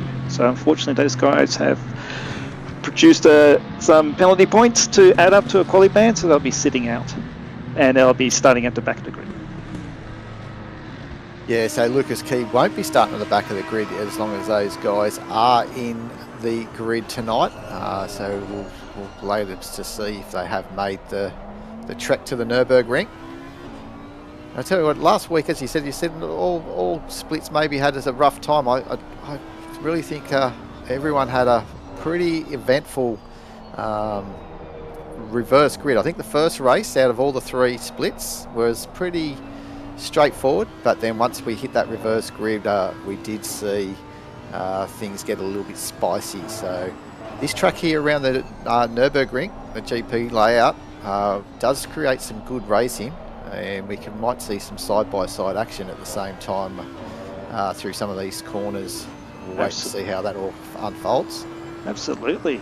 We have evening qualifying here. I think it's about 7 p.m. and the temperature should be hanging around the 26-degree mark. So not too hot, but also a long way from ideal conditions. Most of the drivers now are starting or halfway through their first flying laps, as we're watching Ellis really get a handful of a car through the Schumacher S's. Yeah, the lone Audi driver as well did a tremendous job holding on last week. Just finished up in the top 10 in that Audi. That's good going on the circuit. Yeah. Excellent, very good peddler. I'm not sure how the Audi goes, but we're coming up to probably the most tricky part of the circuit, the NGK chicane. Or a little bumpy, a little slide, doesn't go too wide, and first time we're coming in. Yeah, so we should see some time starting to filter through here, and we'll get a reference with Ellis. Wow, that's pretty quick. 54-1, oh, immediately beaten. 54-1. Wow, that's pretty quick. I think there's still another second in the front runners there. It's your fruit bowl Bentley of Johnston, and we've seen him on in that Bentley up in the top 3. So we should see a strong performance. May just have to reset this for the next lap. Getting caught out, I think, by the Honda, possibly. By the look of that car. So, yes. Anyone new to OOR, our qualifying rule is if you're on a valid lap, you're not allowed to be overtaken. So if you are 2 seconds faster and the car's just in front, you're not allowed to overtake them if you're on a valid lap.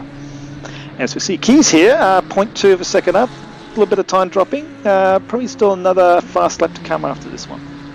And Adderton, whoa, pretty toasty? Yeah, toasty. Let's go toasty. 0.033 behind Keys. Very fast. Yeah, and that's our championship leader at the moment, leading by 22 points from Lucas Keys. So this is going to be a big match-up between these two drivers tonight. So make sure you get yourself a cup of tea, settle in for the race tonight. Don't go anywhere, because I'm sure we'll see a big battle between this Nissan and the Mustang. And just as we were saying, sideways as he goes through the Schumacher chicane, I think it was. No, that was after the Schumacher chicane. I'm just looking at my circuit map. That was the Michelin Curve. And just to point out, Keys has actually set a time, so he needs to be on the grid or starting from the pits. Well, that's a big cut through the first part of the chicane there.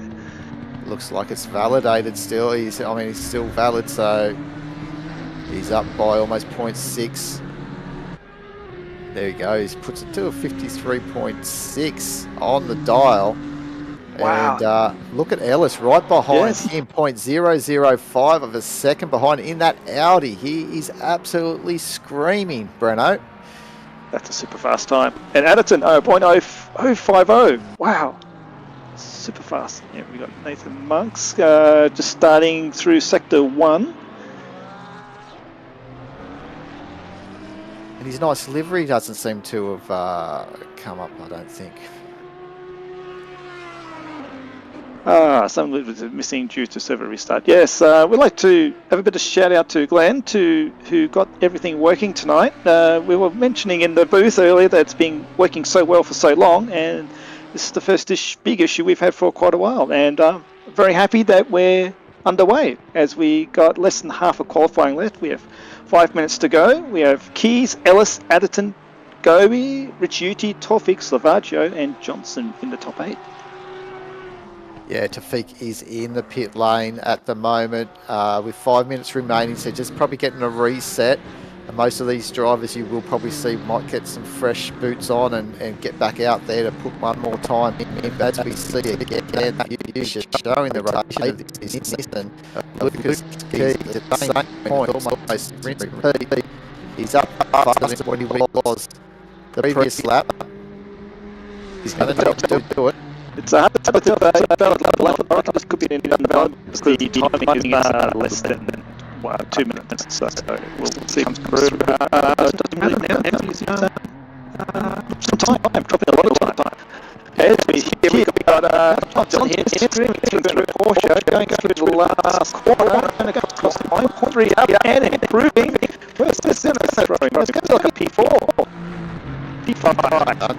leading the Kovacs pretty well, so that's a nice job by Johnson. Back there, 0.7, and pretty close. Rolling again, we still are. German pits looking for some new boots. Got plenty of time left, just under 4 minutes. It's quality time. His Ellis is really tight around Powell. Yeah, he's come here on a Thursday night to end our sprint series, thanks to Thermaltake, and the final of the 3 splits. So we got Gobe here on a relatively quick lap. We'll have to keep an eye on, see if there's a section where he had lost time before, where the time will be found. Half a second off pole. Still plenty of room to get. Dropping. Oh, there we go. He was 0.13 down, and he's just found half a tenth going through the. I've got to check the Mercedes. No, the Valvoline curve and the Ford curve. Heading down now to the Dunlop Carrera. I'm glad I got this on the screen so I can read it. And after this is the famous Michael Schumacher S. Very challenging one, that is. You've got to ride the curb on the right and ride the curb on the left. Yeah, usually kicking up a little bit of dirt sometimes on this right curb here, depending on how you get the entry point. And if you drift too wide there, can really cause a little bit of hurt. Oh, you get that right. It's easy 0.2 of a second. Same with this curve. This is a funny corner, this one. This is the Warsteiner curve. I find it really interesting. It's slightly off camber, slightly in camber, and as we head down the Ad Van Balken and into the NGK chicane, as drops some time there. Oh, that's a big cut. I think he's on the move for this next lap around, I think. Oh, Monks has just pushed someone down I was just looking at now. So Monks has moved up into P9. There we go. Fig in the 201 Ferraris made a good move, as well as Patrick Johnson in the 1950 in the number 50 Bentley. Also very close to the pole time, only 0.16 off. Yeah, doing extremely well. And seeing Swanson there up into position 5, as you said. I'm just trying to pick up where is this his first time out? I think he's currently 25th actually in the championship. So he has been around, but I haven't seen him up that high on the grid. So we'll see how he goes. You can keep it up there. Yep. Just quickly, he didn't look like he participated in the first round, and second round was at Spa.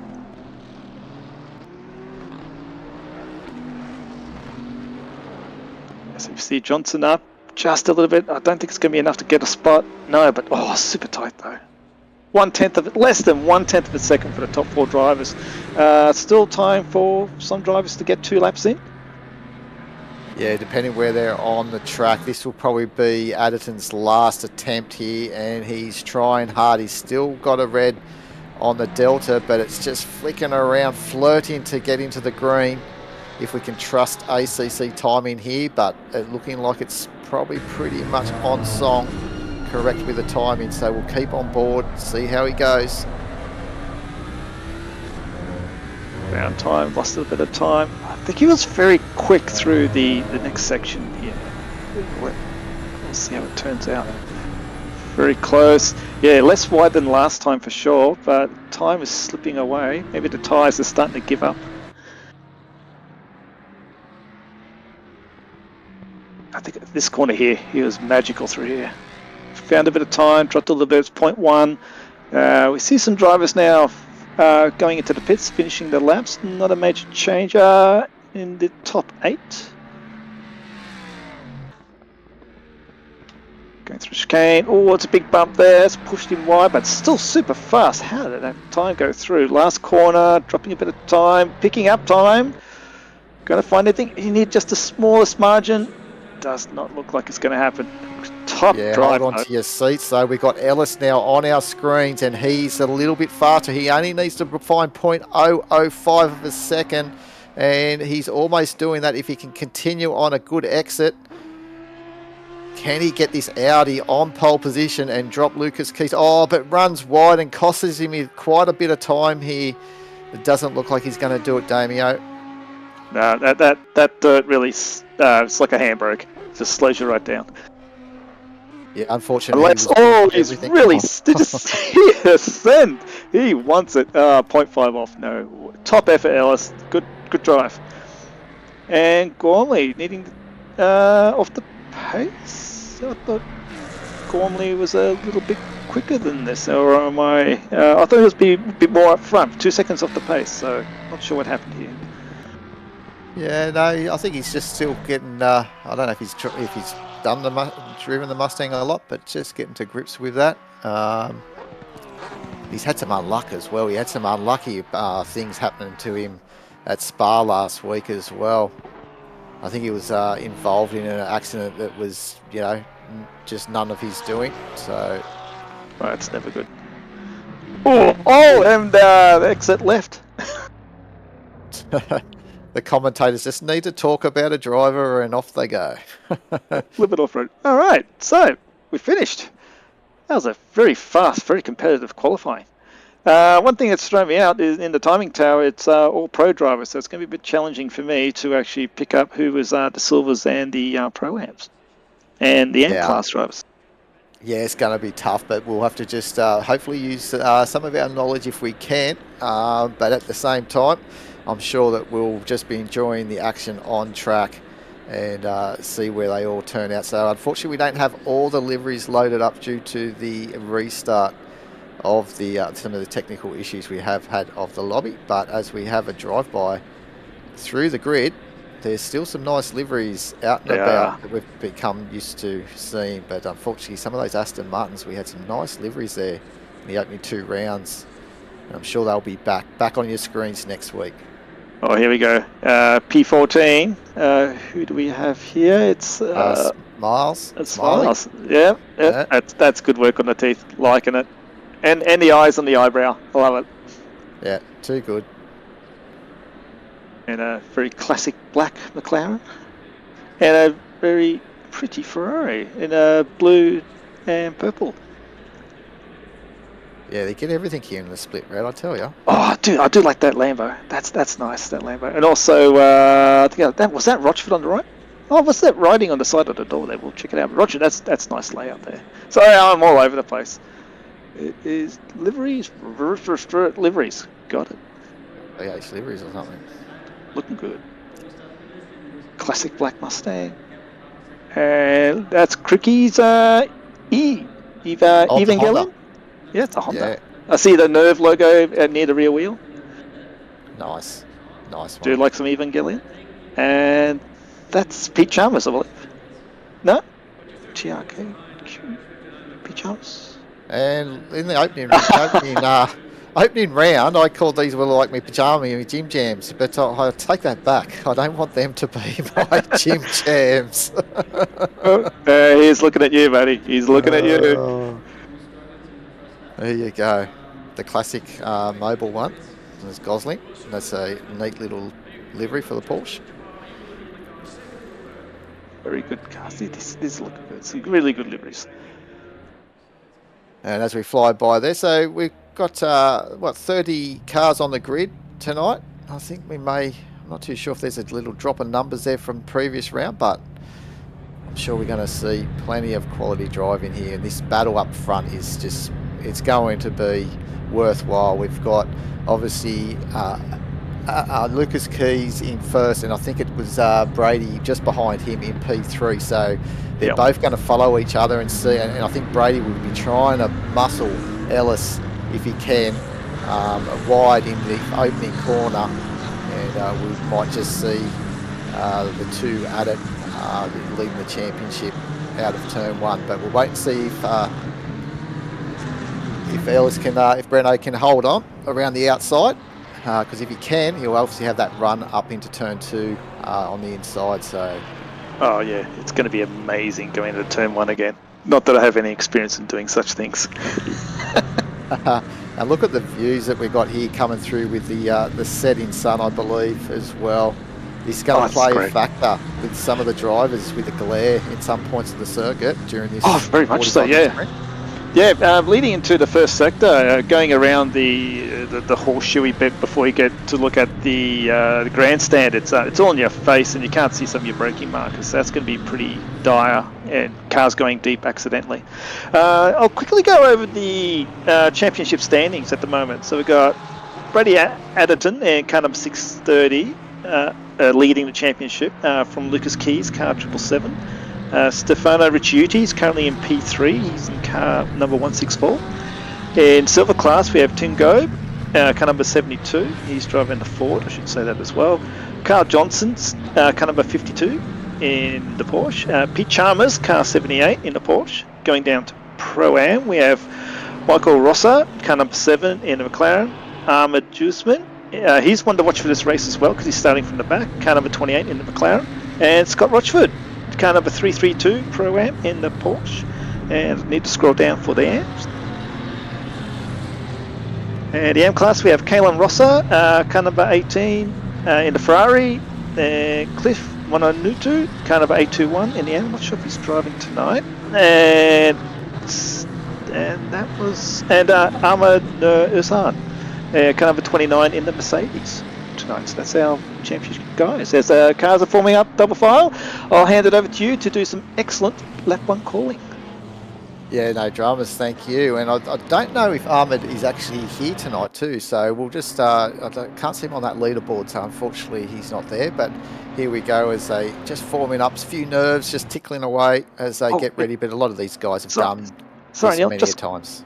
Just quickly, it's a 45-minute race with no pit stop tonight.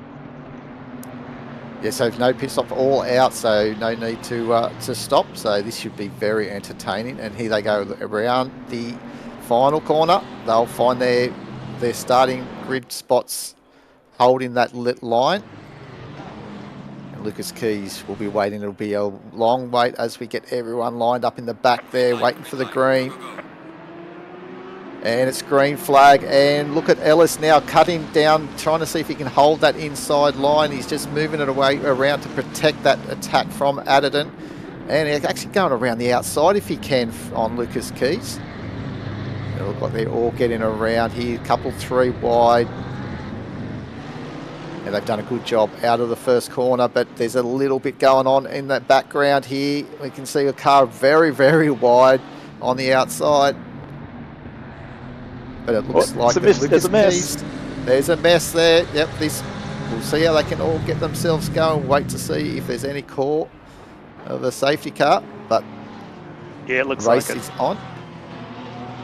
I saw some cars weaving there. So, yep, safety car's called. Sorry, didn't mean to cut you off there, Neil. But yeah, it's yeah, there was a bit of a mess in the mid pack. I didn't see what happened there, but you did call it well, as a lot of cars went very wide. So coming back on, we've made it very tricky, especially with the glare. I'm sure we'll get some replays coming through. But how about that start from Keys? Like a rocket. Yeah, and at one stage there, I thought Breno was going to hook it around the outside, but he thought better. He was just getting that brake done. He had a nice safety margin to then follow Keys. But they'll all do it again on this single file. Oh, here we go. We might get some replays very shortly, but they'll be single file. But here we go. Dissect what's happened here. Up into turn 2 is where it can all happen, because they're all trying to filter out. Oh, it's just a tap from one of the Kovacs Porsche. I think that's Johnson, possibly. Yeah, that's Johnson on go. And then there was a little bit more after that. But yeah, there's a lot to unpack from that one. Yeah, so the problems that I have now, single file, I find going into turn 1, we might see some more. Here's a rejoin of a Ferrari. Oh, that was close, but... Oh! Ooh, ow, ow, ow, ow, ow, ow. Is that a magic bump that he lost the car then? It's just that... He got hit from behind, from the Mustang, I think. Look at that glare on off the road there of the sun setting. So single file, this restart. And again, the drivers, as they all go into the first corner, it seems to really jam up. The concertina effect into the first corner can be an issue, especially for the mid-pack and beyond and behind that. So we'll see how they all go. But looks like Lucas Keys has control of how they're going to start this race. He's holding them. Oh, what a play. Is he gonna thermal take off? Yes, thermal look take in the off. background, there was a little bump, I think, from the back as well. One of the black cars. We don't have all the liveries, so we're trying to find out who they are. But there's a tacky from Adderton. Oh, looks like Cricky's stuck on the start line. Hang on, is that another safety car call? Not too sure, but obviously just didn't get going. Here's another safety car. So Split Red's doing Split Red things and trying to get this race started. So the clock's ticking. Wow, looks like Cricky's rolling again, which is excellent news. We don't want to see anyone drop out and have a good race. No one's teleported as yet, so obviously the race director has called it to prevent any more carnage from happening. So here we go again for round 2. And the interesting thing is, your fuel is, here we go, replay coming in. This is with Crickers.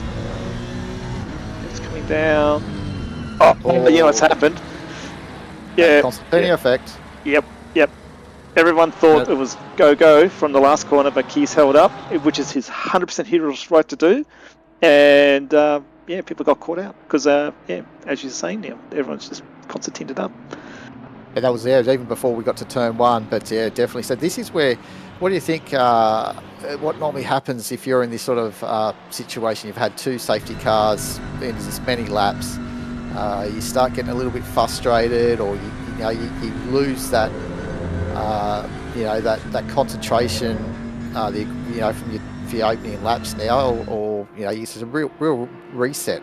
I'm trying to say at this stage for these guys. I think the pros, especially the guys at the front, will be keeping a very watchful eye, really on edge, to try and pick the launch of the lead car to get the best chance to get overtakers in turn 1. Hopefully they get a better launch. Maybe not P2 on P1, but definitely, as we were seeing Adderton have a nice attack on Ellis. But the safety car was called possibly before the first turn, so that would have been an aborted overtaking attempt there. But I just want to point out, Rich Udy, P5, I think he's made some moves, as well as Warren in car 222 Porsche. Made some good moves. Yeah, nice one from Warren. I'd like to see how he got himself up to there, but he's done well early on. Let's see if Keys has the handbrake on going down the main straight, or if he's going to launch quick. Oh, they're bunching up, they're edging, they want to go. Not going out, can see the brake lights. He's not allowed to start-stop. And I think he's launched in. He still hasn't had the greatest launch as what he did from last time, but absolutely, Adderton having to go on Ellis on the inside. On the outside, we have Patrick Johnson. It's going to be 3 wide into turn 1. Space is given on the inside. 2 black cars. And look what's coming through. Patrick Johnson on the inside. Is he going to get the double? I'm out of voice. And he has. He definitely did, and Adderton's tagged him, and I was just going to say, Adderton and Ellis both ran deep into turn 1, and Adderton wanted to go on with it, and he looks like he is tagged, unfortunately, Johnson in that Fruit Bowl Bentley, and I think that he won't be feeling comfortable at this time, Adderton, about that little tap, so we'll have to wait and see what might happen, but... Sorry, 3 wide in the Valvoline curve, that was brutal, and it's obviously race on. Definitely no third safety car, and going on. That was such a good move. I thought he made it. I really did. I think he came across to defend a little bit too aggressively on the car on the inside, which is what pitched him around. So Rashudi's moved himself up to 3rd. Sorry to cut you off there, but Rashudi is moving up in that Ferrari, and I think he actually held on to the podium as well at the final race at Spa last week. So he's in fine form in that Ferrari in the 164. Yeah, and Torfik's had good. Warren's maintained a spot. Safaji, I think, has moved up a little bit. Chalmers, I think, has had an excellent start. Kay Johnson fallen back a little bit, I believe. Smiles has moved up. Tim Go, okay. The biggest loser at the moment, I think, is Ellis. 1.5 seconds behind Keys, who's leading at the moment. And not far behind Ellis is Rich Udy at 0.8 and Adderton 0.26 behind. Oh, there we go. Oh, in the background there was Porsches. That was Warren and was that Johnson? Not too sure, but I tell you what, the fellas are trying to find out. Like, we've got the Thermaltake the Thermal Overtake awards going on that we saw before this as well. So these guys here need to get some good overtakes in to see if we can get some representation from Split Red. But things aren't looking good at this stage. But Kenworth's classic overtakes. This may be one of them, as we're looking at Pete Chalmers in the green Porsche, but coming back at him. I think Monks is just holding on. Oh, they're gonna. That's right. If he stays close, it's going to be really tight through here. The space is given. Stays on. Oh, good driving. Plenty of respect and space given. We have Chalmers in the Porsche and Viney in the Porsche. Teammates in the duos fighting it out around Monks around the outside. And they. Oh, someone's disconnected in the background. So it looks like Monks has been able to hold on to that 13th. Chalmers was trying for 4 or 5 corners to get that done when he went for it in the turn 1. And it wasn't done until they got around the opening 3 or 4 corners. But here we got a replay. Oh, here we go. Ooh, that's super tight. That was lap 2.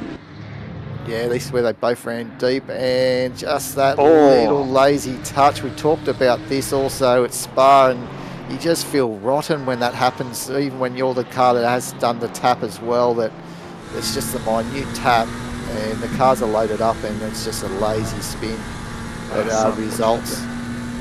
Yeah, and we one car we had teleport to the pits and left. I think it was car number 43. Oh, here we go. There's a move of Viney on Chalmers going down to the chicane. Looked like it bailed out. Chalmers is offline though. It's going to be interesting. Oh, I can't talk. Viney's having a look. He's pushed himself back, so he's not going to be able to get a run through turn 1 as Lucas Keys pulls out fastest lap of the race so far. Yeah, so he's leading the way here, and we've got a move here, I think, by Tim Goby, and he's done it on Smile. So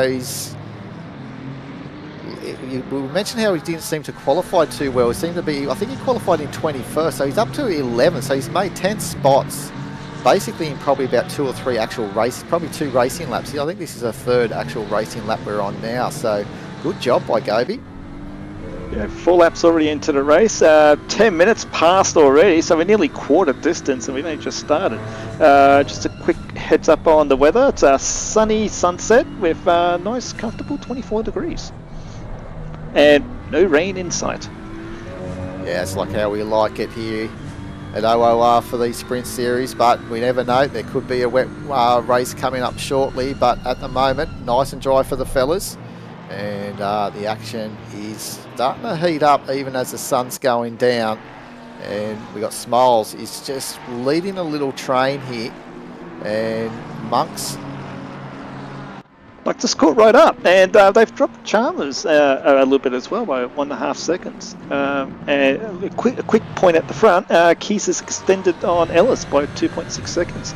Rich Hudi not far up behind from Ellis, and Addison also not that far up behind as well. Very hard to stay near the cars. The aero wash is a bit distracting for the efficiencies of the cars going around some of these faster corners. And Ellis has gone wide, pushing super hard and deep in that corner.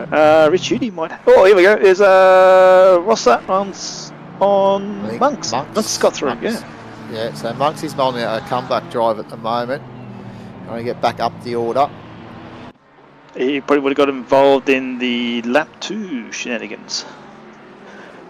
It looks like the McLaren's attacking Rosser again. Maybe have a little dart down the inside here if he can at turn 1. See, no. Safer just to try and get this corner done and see if he get a better exit. But he's also trying to protect it at the moment. Behind him, Chalmers. Yeah, very strong. Chalmers catch up under brakes. That Porsche braking is phenomenal. My understanding as well is that the McLaren's not super great under brakes, but really efficient through the high speed corners. So we'll see how the concertina effects between Monks, Rosser and Chalmers, where the Aston really good in a straight line, especially at the end of the line. Yeah, the Aston does sound good as well on board. So, and Zachary up in 7th now, just seeing if he can help. Oh, as Salvaggio wants to be a rear gun passenger, but he does want to try and get in front of this Porsche if he can, Salvaggio. Yeah, that was nearly a merger of driving teams there, right? Pretty much. Yeah. Yeah, you want to team up, he says. Well, if you really want to play it, if you look at the colour schemes of the cars, it's black, green, and blue, and the blues look very similar as well as the black. So, very similar liveries. Yeah, well picked out there. Yeah, so you can imagine the McLaren with Porsche brakes or the Porsche with McLaren aero. Oh, that'd be a phenomenal car. We should do it. Merge the car, boys. Let one see how good it is. Yeah, definitely. That'll be one of the DLCs coming up very short for ACC. Oh, yeah, I got $50 on it, so it'll happen. Trust me. All right, at the front we have Lucas Keys stretching even further out, 2.7 seconds. Ricciuti behind Ellis by 0.3, Adderton 0.6 behind. Dropped only 0.2, but still well within touch. And they're dropping Tolfig and Sarawazlan, and a little bit further behind, another second to Warren. Chance to catch up there, and Savagia all over the back of Warren, so that's going to be an interesting fight going on there. Then another second to Johnson, and a further second and a half to Derb, and that's our top 10. Yeah, so it looks like Ellis is just keeping these drivers at bay, which is then going to make it a 3-car battle very shortly. But obviously, as we know, unfortunately, Adderton may just have a possible penalty hanging over his head. It hasn't. I don't think it's come up.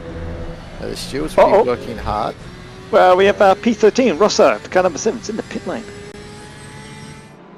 Okay, so this is unscheduled stop as Mohammed gets a 5-second penalty for being out of position on the start of the original start of the race. It's a bit awkward. Yeah, need to be. Oh, hello.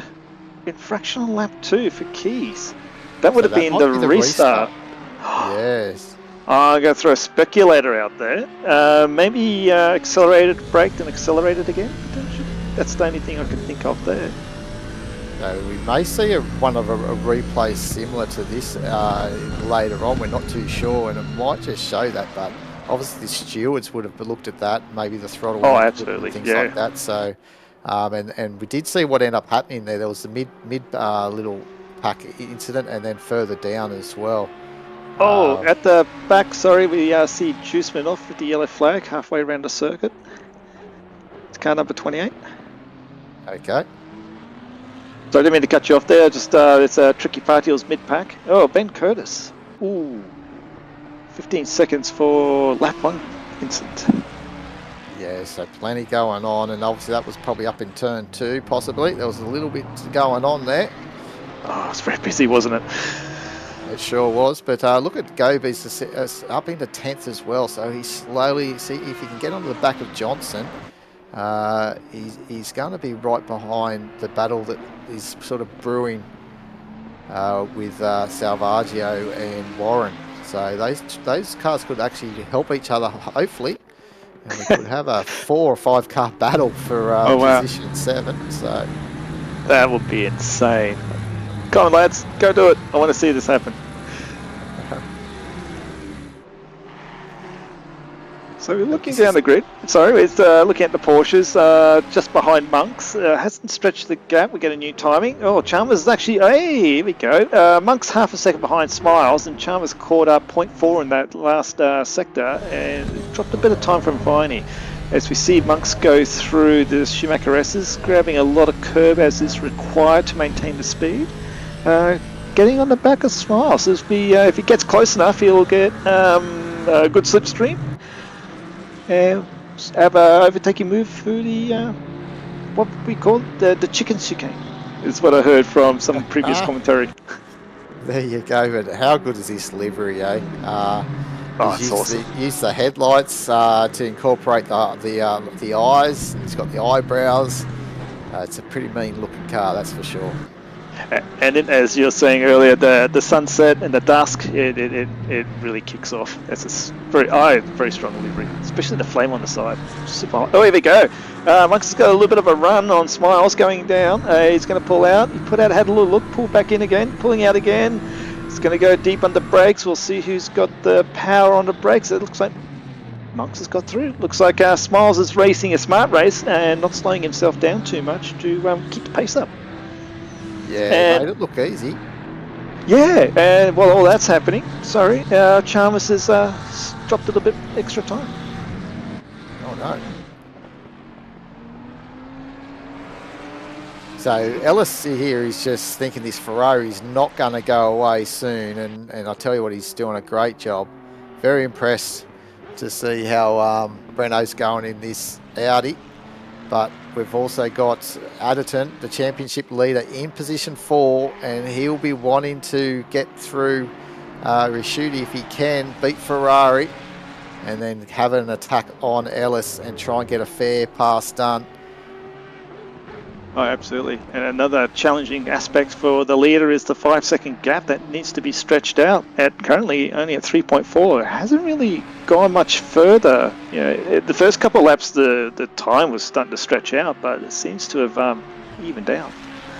Yeah, you think Lucas, he's a pretty smart driver, I think. He's pretty level-headed. I think that as that possibility of just nursing the tyres, just managing that gap, and you know, and then when the time comes later in the race, just extend that gap that he needs to keep hold of the lead, one would think. But we've also got to remember also of Johnson way down in 16th position in the Fruit Bowl Bentley, who got involved in that lap 3 restart incident as well. So he's going to come back drive all the way down to 16th, but he's Here we go. Here we go. Overtake for position 3, possibly by Adderton if he can hold it around the outside. But there's a little bump from Risciuti, and basically shows him who's boss. It was his corner, and saying, Adderton, think of a better opportunity. But that section is so slippery. Any tiny little bump, it's 100% exaggerated. So in a normal corner, you probably wouldn't even feel it. Yeah, it's a little bit of a bump. Yeah, Robbins Racing. But in that section, super duper slippery. So look at Ahmed Johnsman, who obviously had to cop that penalty, that qualifying ban. So he is on the grid at 15th position, but he's that man Johnston in the Fruit Bowl Bentley, and he will be seen if he can get through fairly quickly.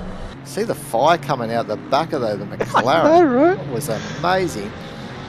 It's some Thermaltake fans to keep that exhaust cool. Oh, definitely. There we go. We got Chalmers all over the back of Smiles. He had a little look at the final chicane.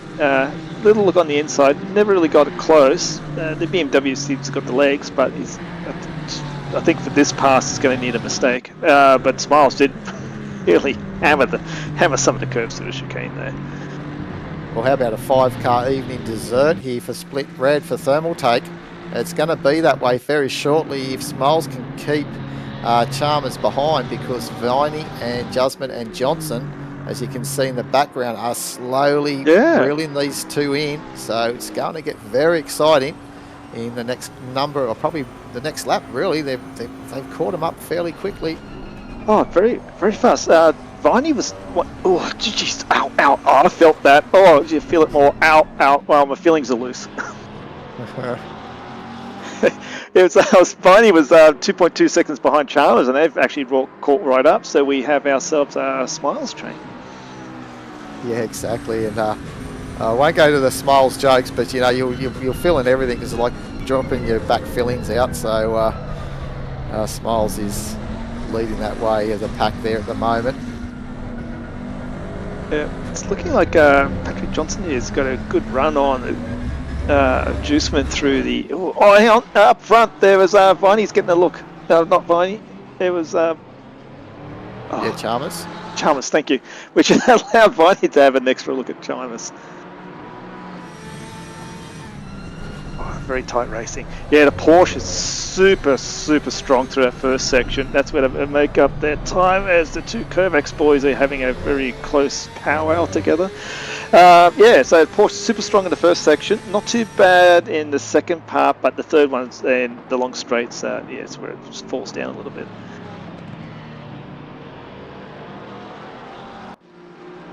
So what they're going to have to do is get a good run on the next to the Schumacher rest, and then next two corners, the left and the right, and repeat the same penalty for Mohammed. Here. It's where the Porsches need to get right up close onto Smiles and get an excellent run out. Oh, jeez. There's a bit of a slide there. It's actually might have given Juiceman a chance to have a run at him. So we'll see how these guys go through the chicane. Not a super long straight, but long enough. Just a repeating of the penalties. Repeating, yeah. Just if you had missed it before. Oh, those cars are slamming the curbs. Oh, this is getting very, very willing here between the drivers. Here we go. We're all battling over for 12th spot. Oh, there's going to be a run here. Oh, the car at the back, the Bentley. Who has the run though? There's two cars that have a run here. Oh, this is amazing. Oh no, the vortex of danger. Oh. And that's allowed Viney through, and the biggest loser out of that is Chalmers. Unfortunately, he saw it coming and gave some space, but unfortunately, there's going to be a small fee for that one for. I think. Yeah, and Johnson would have been holding his breath as well because it was almost a slow repeat of what happened to him too. So that wasn't as bad. It was only a light touch further up the hill into turn 2, but never good to see something happening in front of you thinking that you may have nowhere to go, but luckily they all got through there and they can resume battle again. But as you said, it looks like Smiles has been able to skip away a little bit. That's a new one. Is that Juiceman, car number 28? Juiceman? He's got car number 29. Car 29. So I think it was is that Dan someone? Ooh. Sorry, just a little dart there from Adderton on Rich Udy going into the chicane, trying to put him off. Didn't put him off, it certainly put me off. I jumped. So the Sofa King slow car of Stefano is doing an amazing job there, trying to see, hasn't been able to make this move on Ellis yet, but maybe time will tell.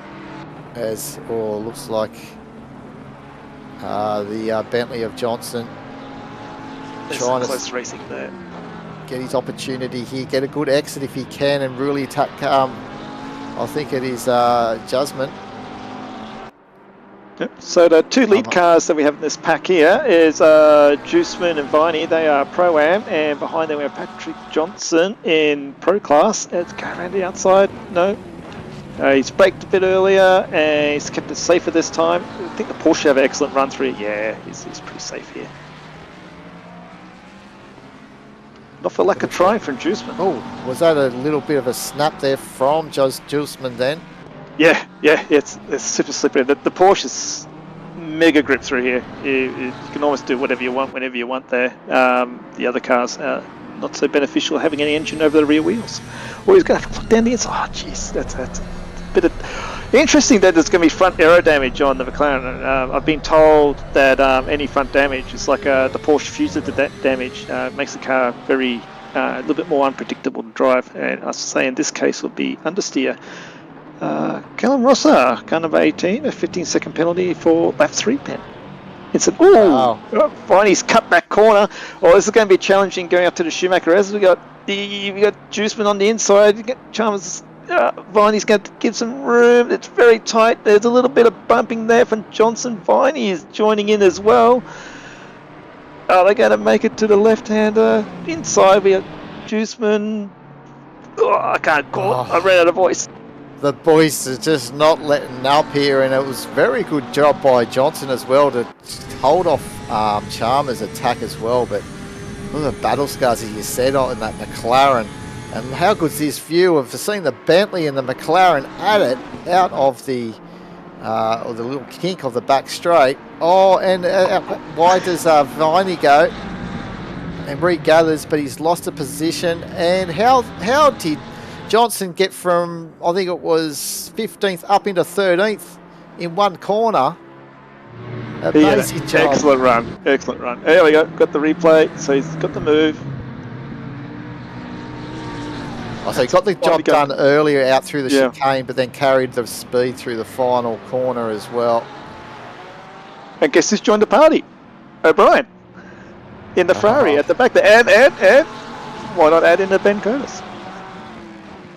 Mike Crick has got a 15-second penalty as well. The penalties are coming through after the delayed start to this race, but getting back to the action here. This is Juiceman on all over the back of Johnson. That was so close to some contact. That pen for Mike Crick would have been the safety car restart on the first one. I don't remember John doing anything interesting, but lap one as well. There would have been a lot of that going wide. Ooh. A little bit of disappearing act and reappearing from Chalmers. Yeah, it happens occasionally. It looks all good at this stage. Oh, get a bit of red in the timing tower at the back of the grid. Yeah, and it's unfortunate that Callum Rosser got that little penalty too, because he's the leader of the AM of the AM division in the championship. So, unfortunately, on the timing tower, we don't have the class colours there due to probably the lobby restart that we had through the technical issues earlier on. But here's another replay as we've got Ricciuti. Oh, Ricciuti just keep it. The Mustang of Adderton. Oh, that was a save. All right, Keys. For your 5-second penalty is 4.4 in front of Ellis. Ricciuti's and Adderton have fallen off a little bit. Torfig as well. Swassman, Slavaggio have also dropped some time. Carl Johnson Slavaggio is probably the closest with Zach Warren, which is who we are with at the moment. Carl Johnson with at the moment, looking at Zach Warren. Excellent view looking back at the car. Yeah, especially with the setting sun and the colours that you get here at Nurburgring.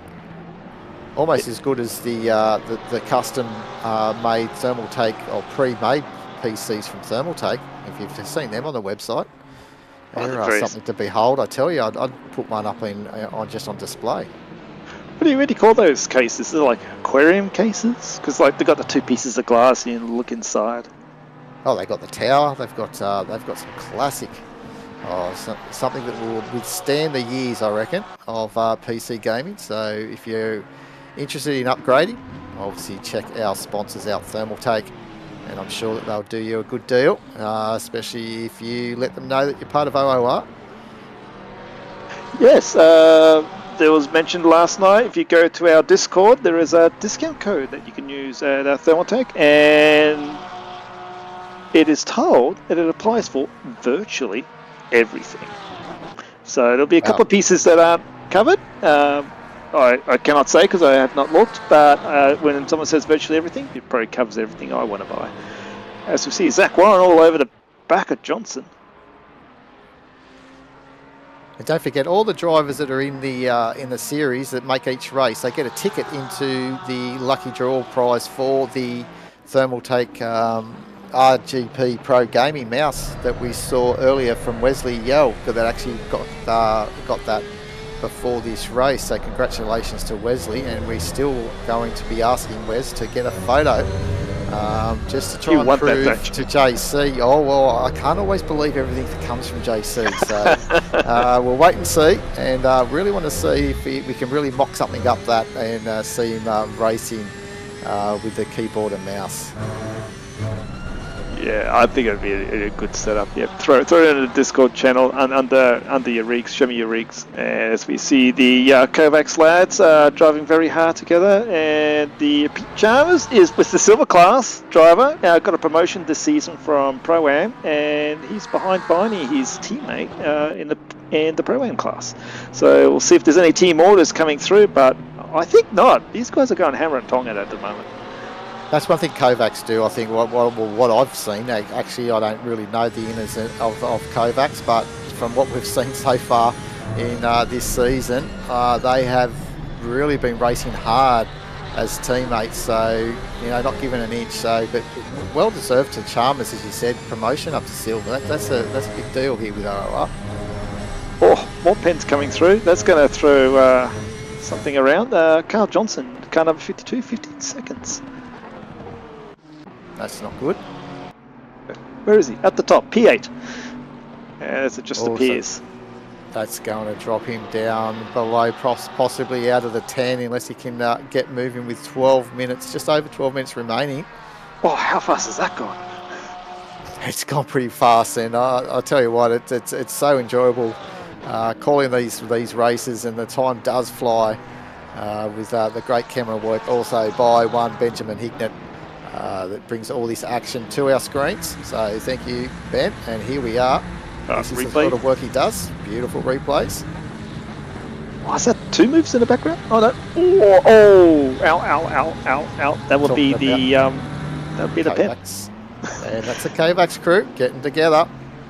As said, hard racing, nothing given. You got to earn it. Nothing take. Wasn't nothing given, nothing taken. Nothing given, nothing lost. Nothing lost, whatever.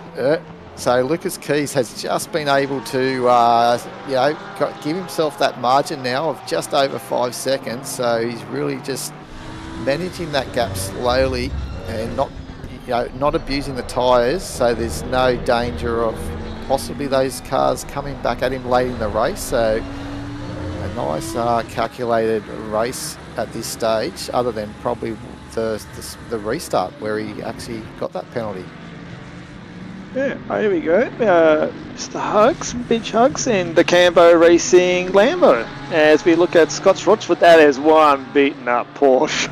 Oh my god, that's panel damage everywhere. Hey, not a flappy bonnet. That's a positive sign. Yeah, we don't like to see flappy bonnets, but he's doing really good there. But here we go with the Bentley trying to get through past Smile. So he's been able to bridge that gap now, because remember that Smile's got a little bit of a free ticket to just extend that gap away from the battle pack after we had a little bit of an incident about 4 laps ago. But Johnson now putting on the afterburners. And looks like he means business, doesn't he? And that Bentley just eating up those curbs. If I did that with my Porsche, I'd be in the grandstand, man, I swear. That's right, you have frequent flyer points almost, but exactly. not for Johnson. He's got this Bentley sorted.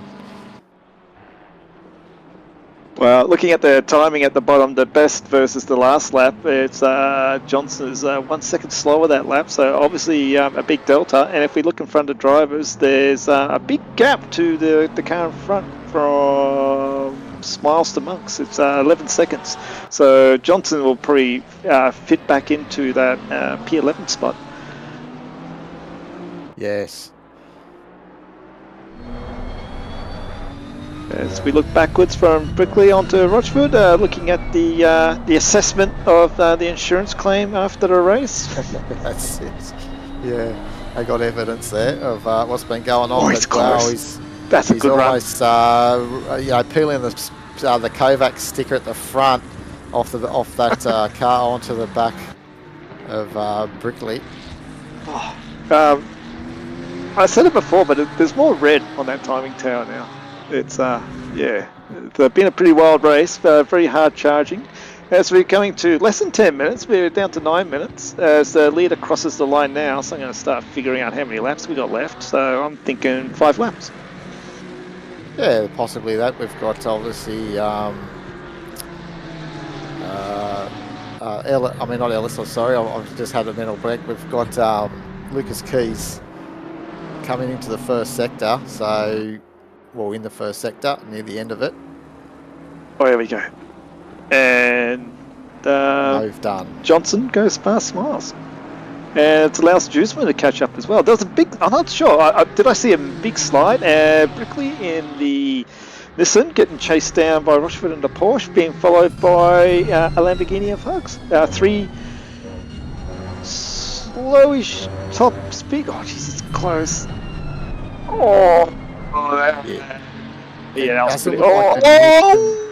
Sorry. It does look like the Nissan. That's twice I think we've seen the Nissan, I think, struggle through there. So, but I think was Hugs actually involved in an incident earlier as well that we caught? I can't remember. I'm pretty sure we did of that Lamborghini.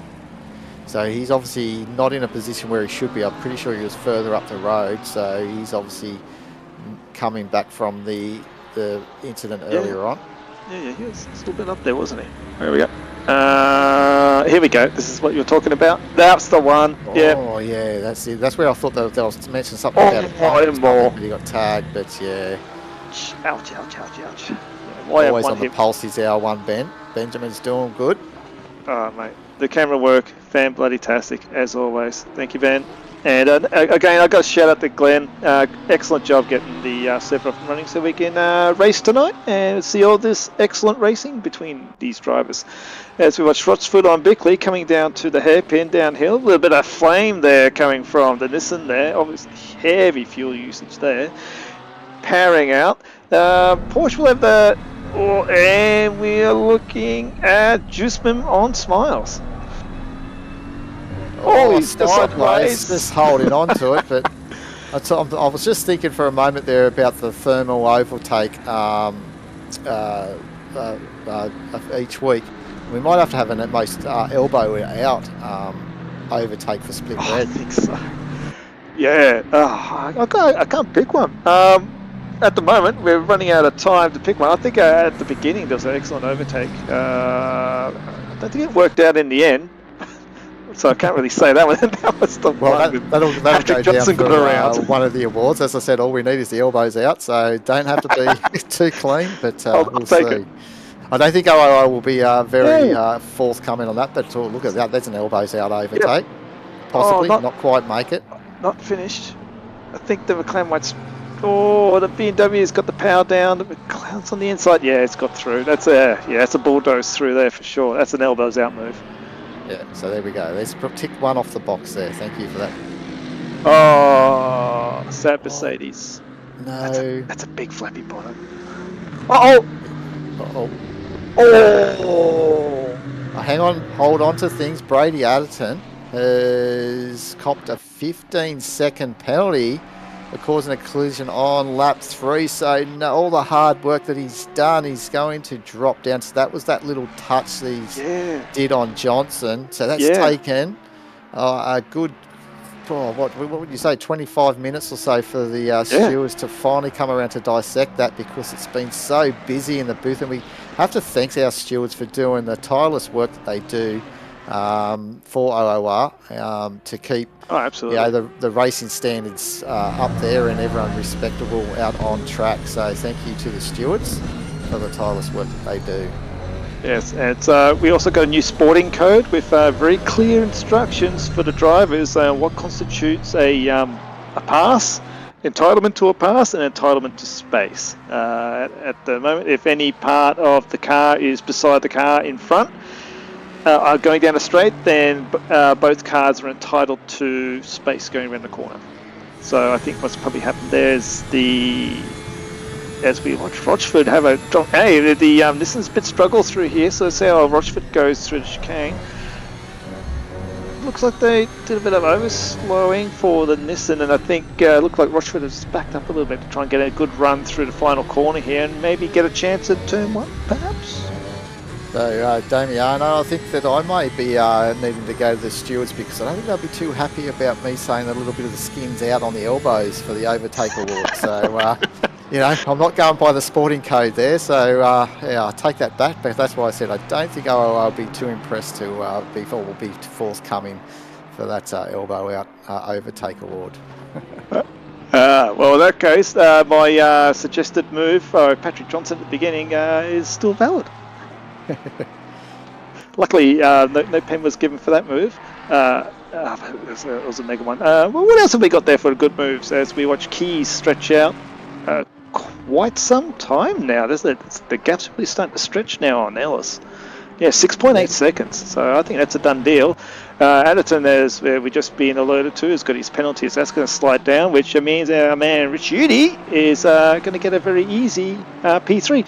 And looks like he's backed up. He's got 5 seconds to Torfig, and he just needs to bring it home with about 2 laps to go. Yeah, and that'll be back-to-back podiums as well. As I said earlier, he got the third place result last week, so things are looking good for that Ferrari and Raschuti. Normally, as we said last week, we're accustomed to seeing him in the Lamborghini, so swap makes and into the Ferrari. But Tim Gobe, I think that's been a great drive from 21st up to 10th. With what's been going on, he's a very clean car by the looks of things too. He hasn't got too many battle scars out on that car. That's generally how to get a good result. Keep it clean. Oh, here we go. Speaking of keeping it clean, what's happening here? Oh, a bit of dirt, bit of curb, bit of dirt. That's Ellis. Oh, that's where the extra time came from. Wow, pushing hard. So P2 man, not getting, the accidents can happen. That's why you always got to keep pushing and never give up. So, even the pro drivers up top can have a little lapse of judgment and make a mistake. We can't do that too many times. Judy's only 2.5 seconds behind. Yeah, exactly. So as we watch, Monks have a challenge on go, going through the hairpin and leading up to the Schumacher S's. Going to need to position the car very well to get a good drive out of the, let's call it, Washington curve, leading down the back straight as we look at Rochford on Brickley. That's a lot of close driving. It's been very close as well, and credit to him. And that Kovac sticker is still intact there on the front of Rochford's car. So Brickley, he's not part of the Kovac's crew yet, but we don't know if that Nissan might become a Kovac's labelled car. But let's not hope that will happen, because I tell you stuff like Rochford and Brickley have been having a great race here, and they'll take a lot away from tonight's race. Oh, we got a spinner in the car number 30 in the turn 1. Yeah, I saw that yellow. That was Isan? Yes. Isan? Yeah, from P27. As you see, Rochford, he's definitely got the pace, but cannot extract the full power of the Porsche to get past Brickley. As some of the guys on chat agreeing that Gobi has finally got his promotion. We won't say that at the moment, but well done. That's pretty smart there by Amaris.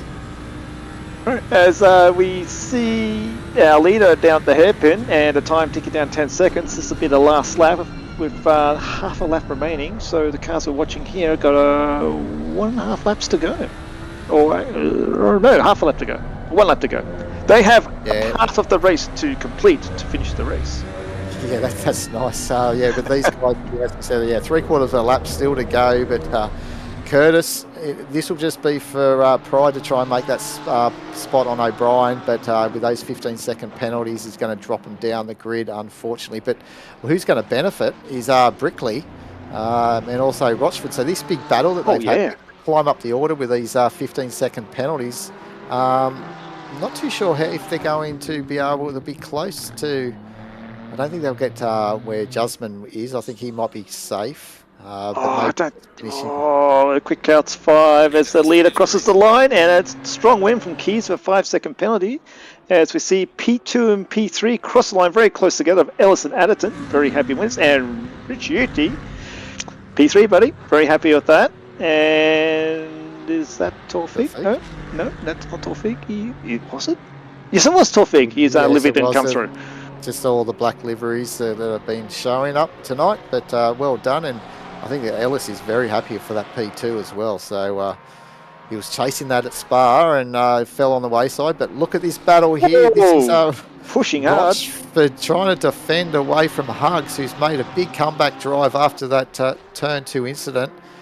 It was none of his doing. He was unfortunately got tagged and then got pinballed around. But as you can see on the little monitor as the other drivers finishing their race. But this one is not over yet.